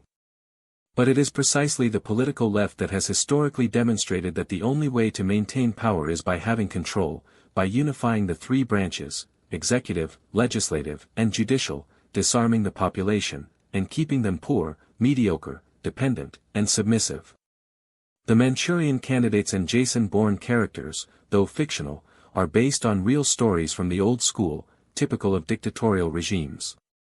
There are many methods: hypnosis, brainwashing, indoctrination, virtual reality, medications or drugs, mind manipulation, and memory rebooting. Gun control. To build a strong tower or a tall building, a good foundation is necessary. That foundation is the base of the construction, along with the main columns that support it. After that, everything is quick, fast, and accelerated. Sometimes it takes more time to build the foundation than the building itself, depending on the size and height of the structure. That's why even if the politicians, businessmen, powerful people, and organizations or groups involved are mostly senior figures who know they won't live to see the much desired change or enjoy the fullness of the political, social, and economic transformation they long for, the truth is they are planting the seed that will bear fruit and is already germinating. They are already laying the foundation for those changes and transformations to achieve total control, greater power and dominance, to pass it on to future partisan generations, to their descendants, in the form of a dynasty. The foundation to achieve absolute power, mass control, and total dominance is the unification of political powers, executive, legislative, and judicial.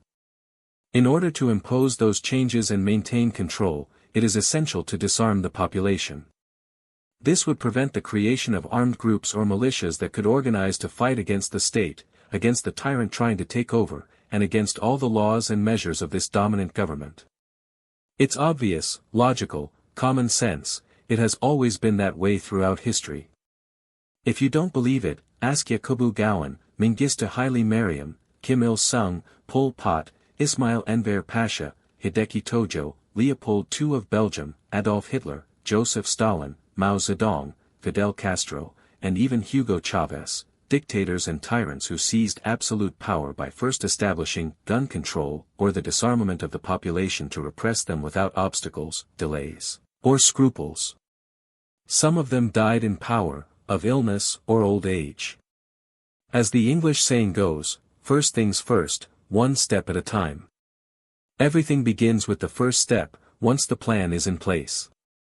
If we didn't already know the intentions of the Democrats in the United States, this new flourishing and imposing left, which openly declares its goals through its leaders and its eagerness to repeal amendments to the Constitution such as the First and Second Amendments, the first one for imposing a single way of thinking, the second for gun control, to carry out their social revolution, we wouldn't be so alert. But we know it. They've stated it publicly, and they want to impose this new world order, in which not only one political party is involved, but both major parties and several minor ones. Many find it convenient to have more poor people so that they can become richer. The dangerous democratic agenda. Gun control. An old method used by Stalin, Mao Zedong, Gaddafi, Pol Pot, Kim Il-sung, Kim Jong-un, Idi Amin, Castro, and other dictators to establish and prolong their dictatorships. Control who has the weapons, prohibit the people from arming themselves to prevent uprisings and the emergence of armed revolutions, not only to protect against criminals but also from the government itself. Alliance with enemies, example, Iran, Cuba, Vietnam, etc. An ancient method used by Roman emperors and even Hitler for territorial domination and the expansion of ideology. In Iran's case, a historic enemy of the United States and highly dangerous for its push to develop nuclear weapons, trying to gain control of the region through this approach is somewhat naive. The true goal is unclear, but it seems evident that they are interested in expanding Islamic culture to the West and their leftist, socialist ideology, called progressive by them, as part of fulfilling their commitment to negotiate and collaborate with those who fund their campaigns. Obamacare. A method of population control and a new step toward the New World Order. The next step would have been the invisible microchip we would all use as a form of insurance, according to Obama's own words. The first step toward globalization. This would be the prelude to the Antichrist, the mark of the beast. Changes to the Constitution.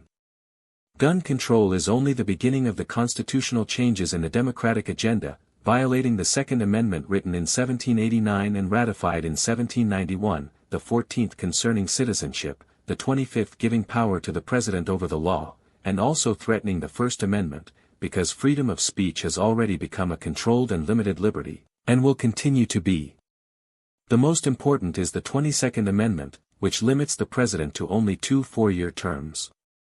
While these points of interest cannot be confirmed with certainty, statements made by Obama and other Democratic candidates suggest specific and major changes in these areas.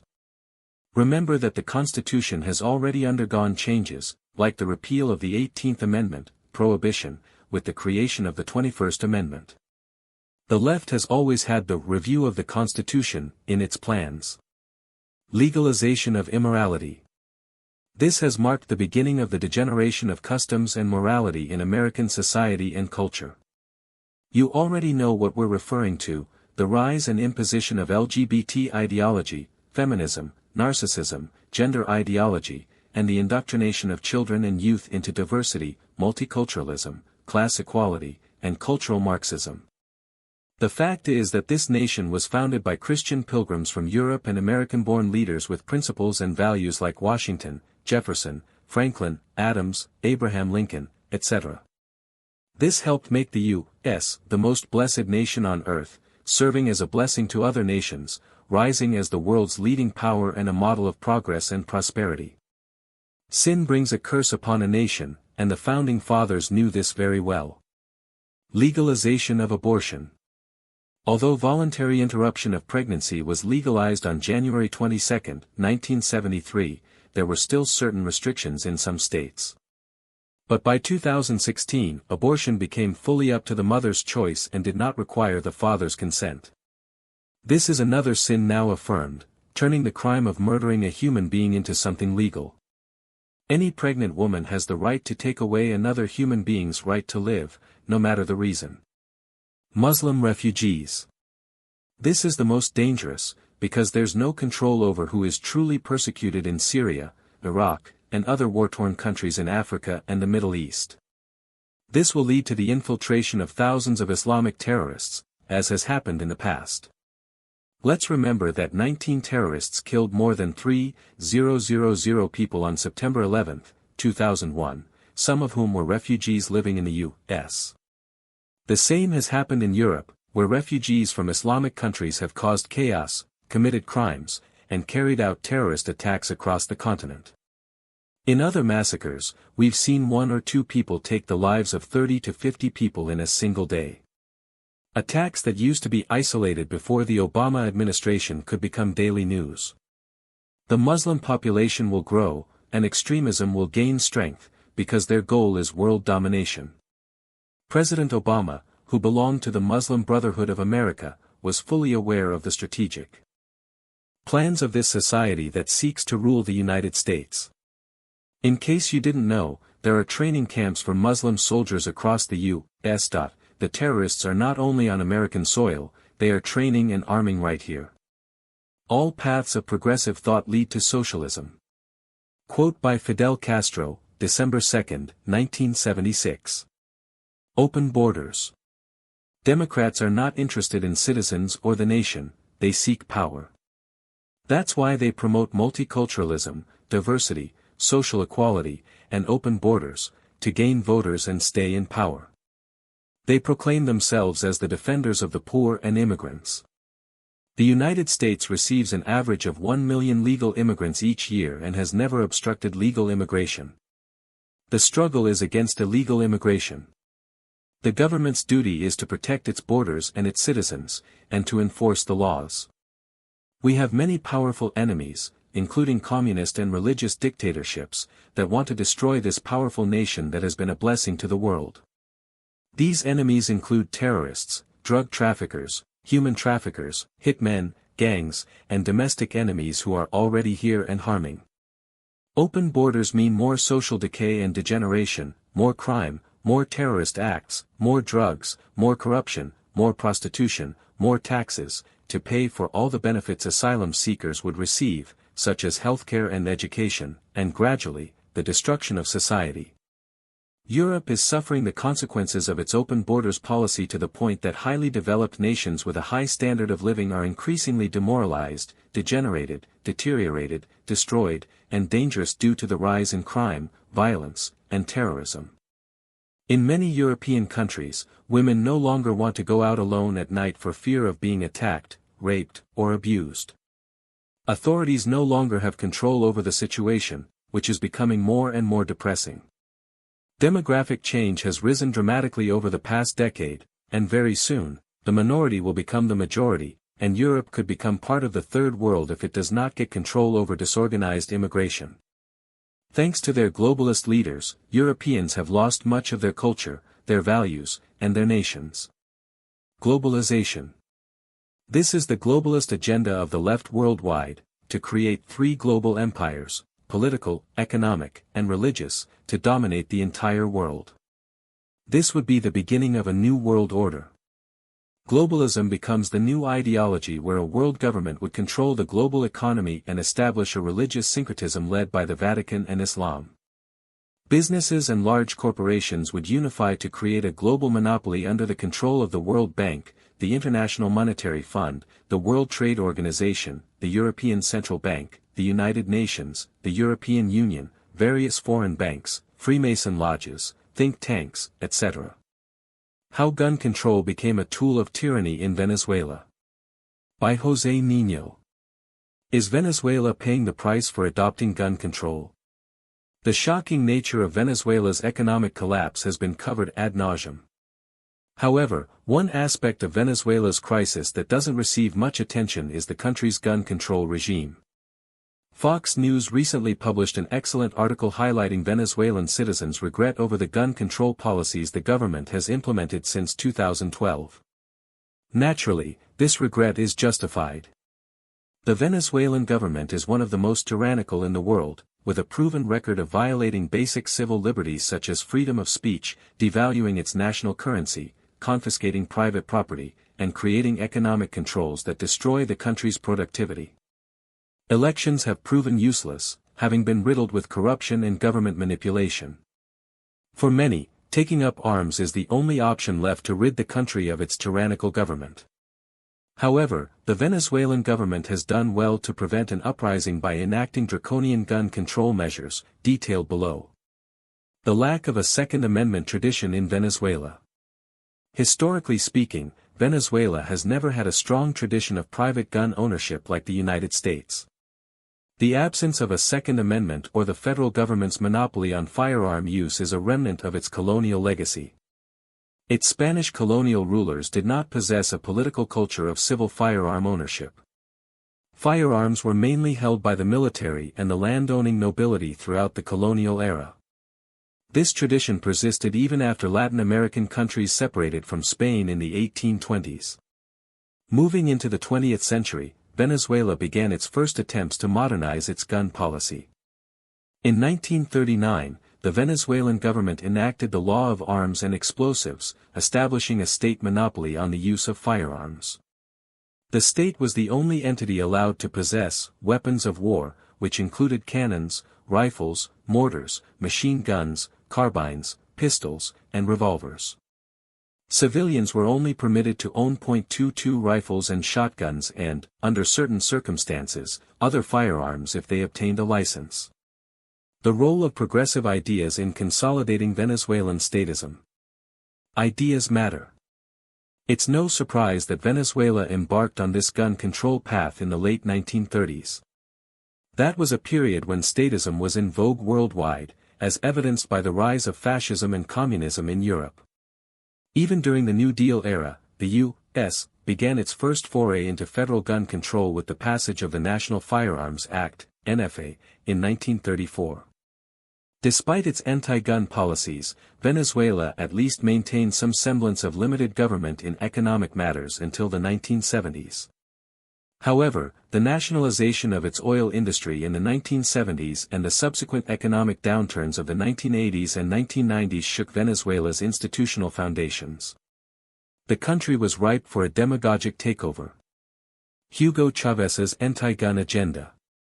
When socialist strongman Hugo Chávez took power, not only did he maintain Venezuela's existing gun control laws, but he also expanded them. Article 324 of Venezuela's current constitution, its 26th in history, maintained the state monopoly on firearms and placed the Venezuelan National Armed Forces in charge of regulating all firearms in the country. In 2002, the Venezuelan government passed the first version of the law on the control of firearms, ammunition, and disarmament, reinforcing its iron grip on firearms. A decade later, the law was amended to enhance its scope and granted the Venezuelan Armed Forces exclusive power to control, register, and potentially confiscate firearms. Under the banner of fighting crime, Venezuela implemented a ban on the sale of firearms and ammunition in 2012. Like other gun bans, this proved useless in fighting crime. According to statistics from the Venezuelan Observatory of Violence, the country's murder rate increased from 73 per 100,000 people in 2012 to 91.8 per 100,000 in 2016. Gun control, turning citizens into disarmed subjects. Venezuelans are now defenseless before a government that opposes their civil liberties while simultaneously destroying their economic livelihood. As if that weren't enough, everyday Venezuelans must endure rampant crime and the constant threat of the colectivos, Venezuela's infamous pro-government paramilitary units.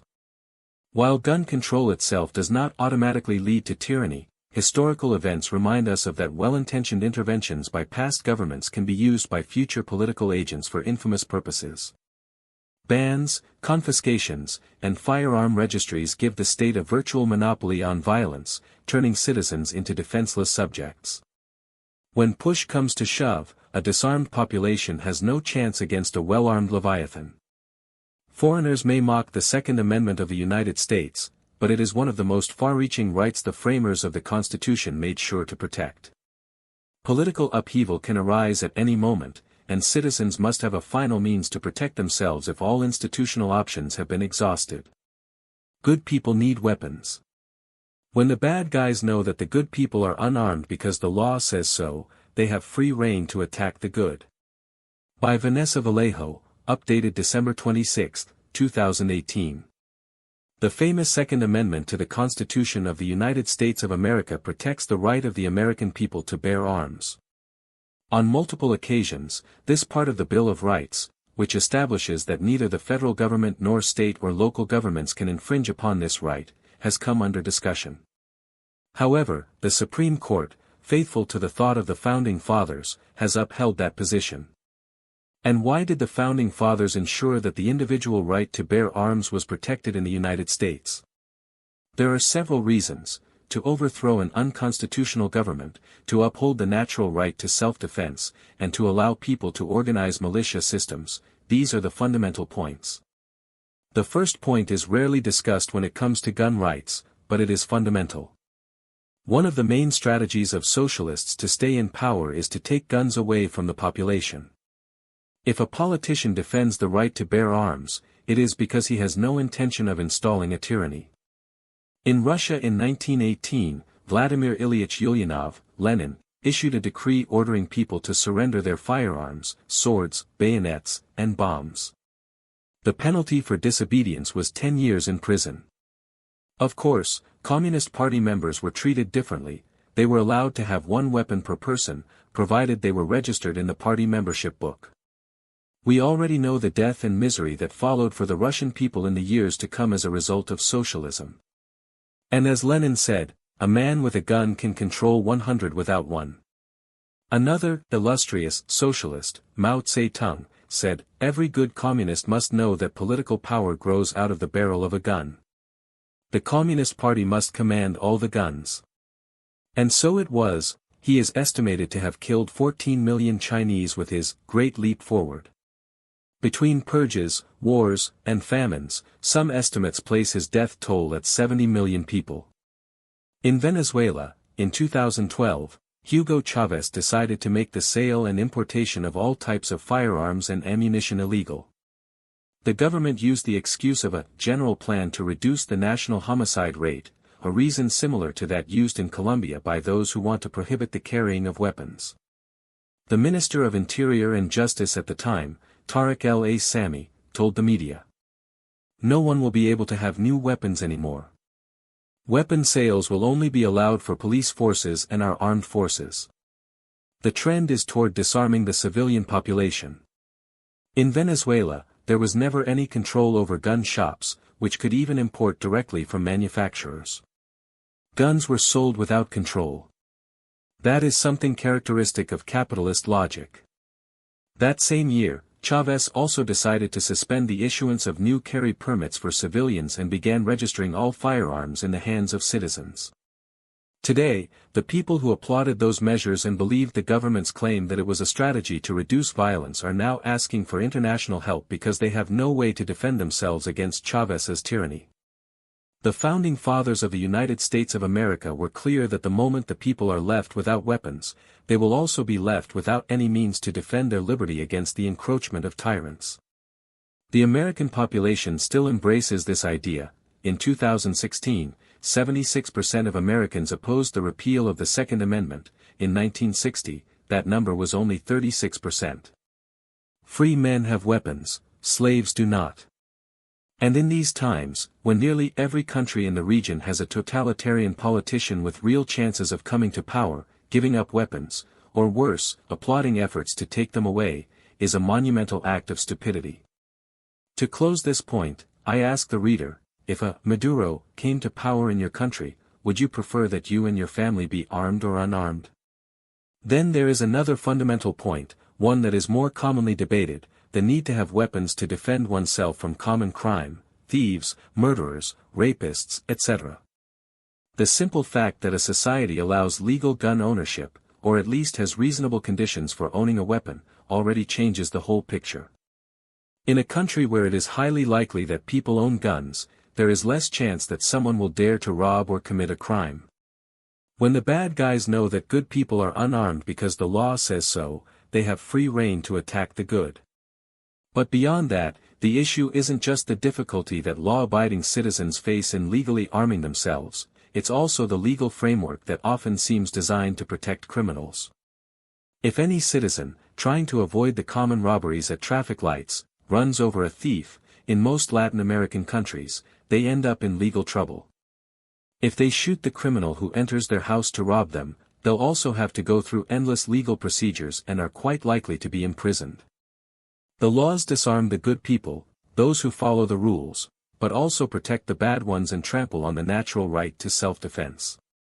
Within Jair Bolsonaro's government plan in Brazil is the creation of a full legal shield to protect those who defend their property or that of others. And in that sense, that's exactly the direction we must go in. It's humiliating and a sentence of slavery to punish someone who defends themselves. Right now, in nearly the entire region, good people are disarmed, and furthermore, if they try to defend themselves, they are punished by the state. Now then, the measures taken by politicians like Ivan Duque, supposedly to protect good people, are not just insufficient, they are ridiculous and counterproductive. Prohibiting the carrying of weapons won't stop criminals from having them, they are criminals. If they're willing to break the law to rob and kill, do you think they won't break the law to get a weapon? I don't believe there are many criminals who, upon realizing that gun carrying is prohibited, decide not to commit their crime. What do you think the odds are that a man who wants to rob, kill, or rape would say, "I won't do it because carrying a weapon is illegal"? That doesn't happen. What does happen is that when politicians ban weapons, criminals know they can commit their crimes freely because good people have no way to defend themselves. For example, it is no coincidence that all the massacres that have occurred in South history have taken place in gun-free zones. When criminals have tried to attack in places where the population is armed, they haven't succeeded. To close, I'd like to remind those who believe that legal gun ownership makes a society more violent that there are places like Switzerland, Iceland, and Israel where the population is heavily armed, and yet they have some of the lowest homicide rates. Criminals know that their bad actions are likely to have consequences.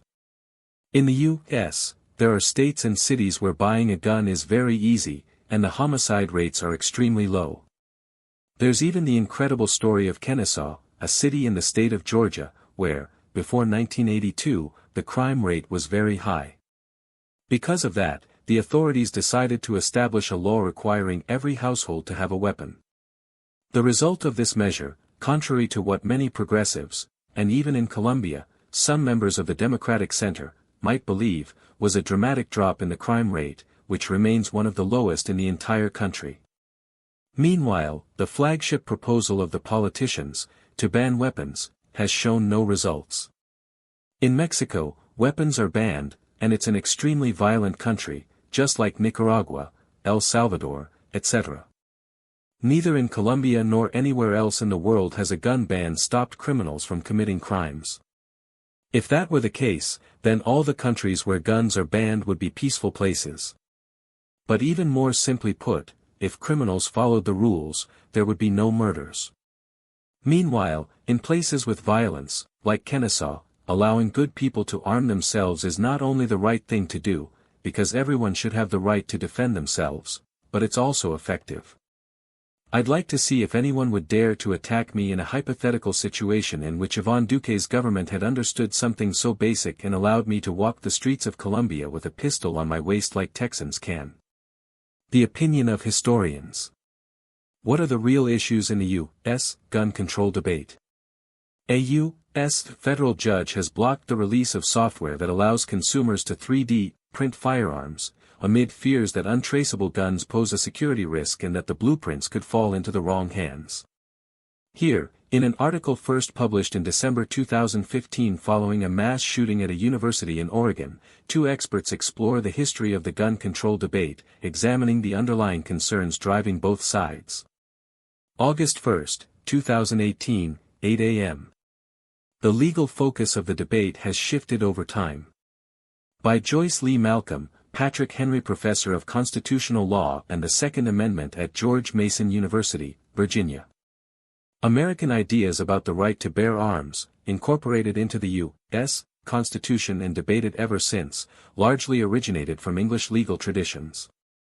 The Second Amendment to the U.S. Constitution, which affirms the right of Americans to bear arms, is a legacy of the English right to have arms for their defense.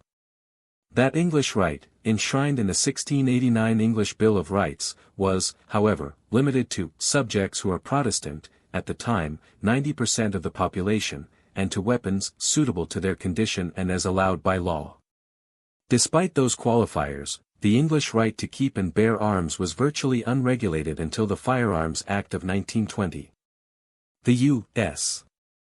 Second Amendment, by contrast, has no religious, class, or legislative limitations.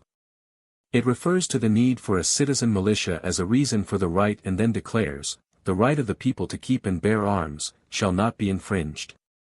This unqualified guarantee is embedded in the nation's constitution.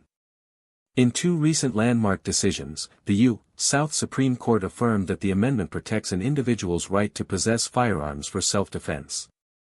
However, the legal focus of the debate has changed over time.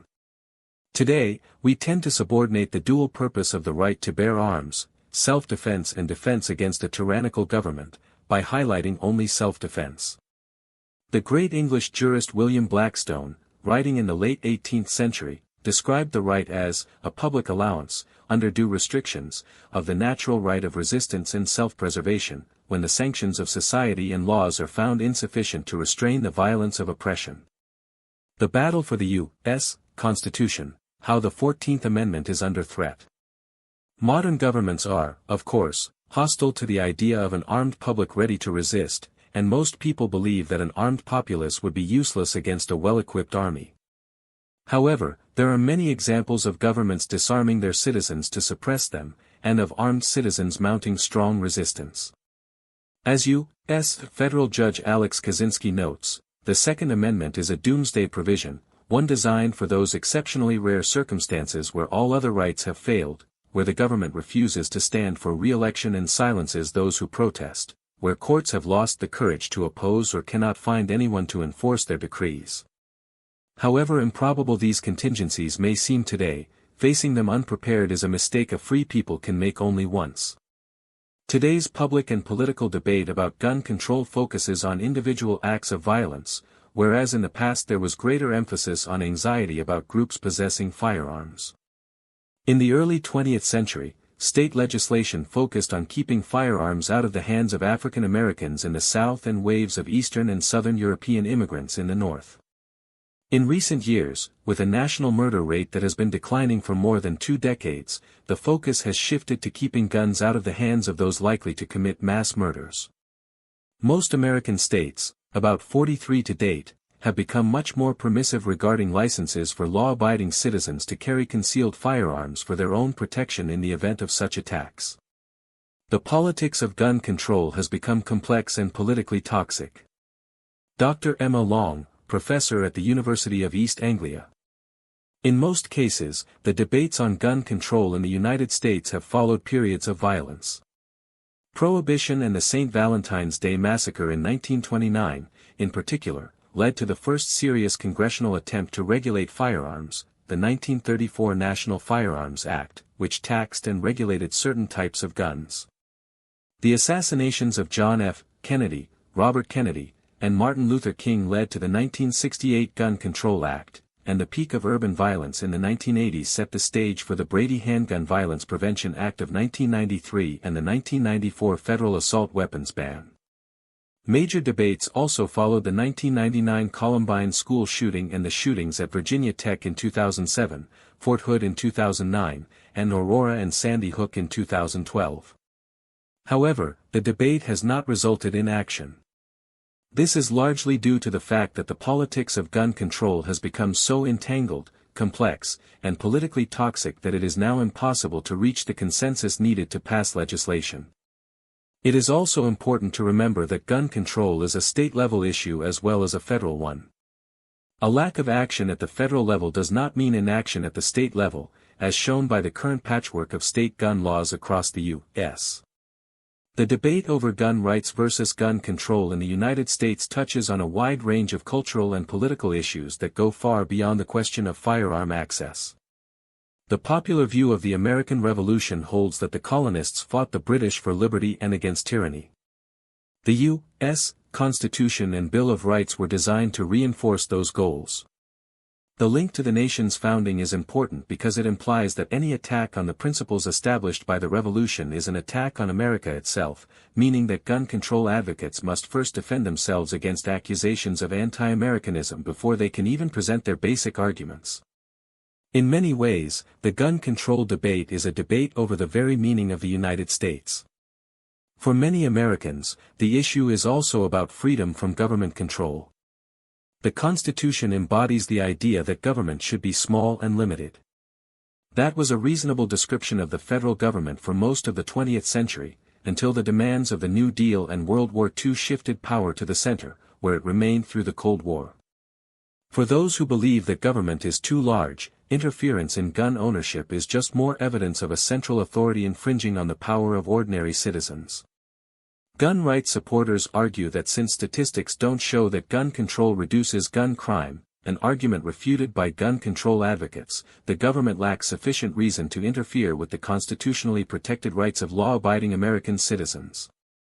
In contrast, gun control advocates argue that the Constitution also embodies the government's duty to ensure the safety of its citizens. Thus, the debate over firearms is also a debate about the role of government in American life. The end. This audiobook was created by the publishing house Baute Production, based in Tampa, Florida. Phone, 813-693-8879.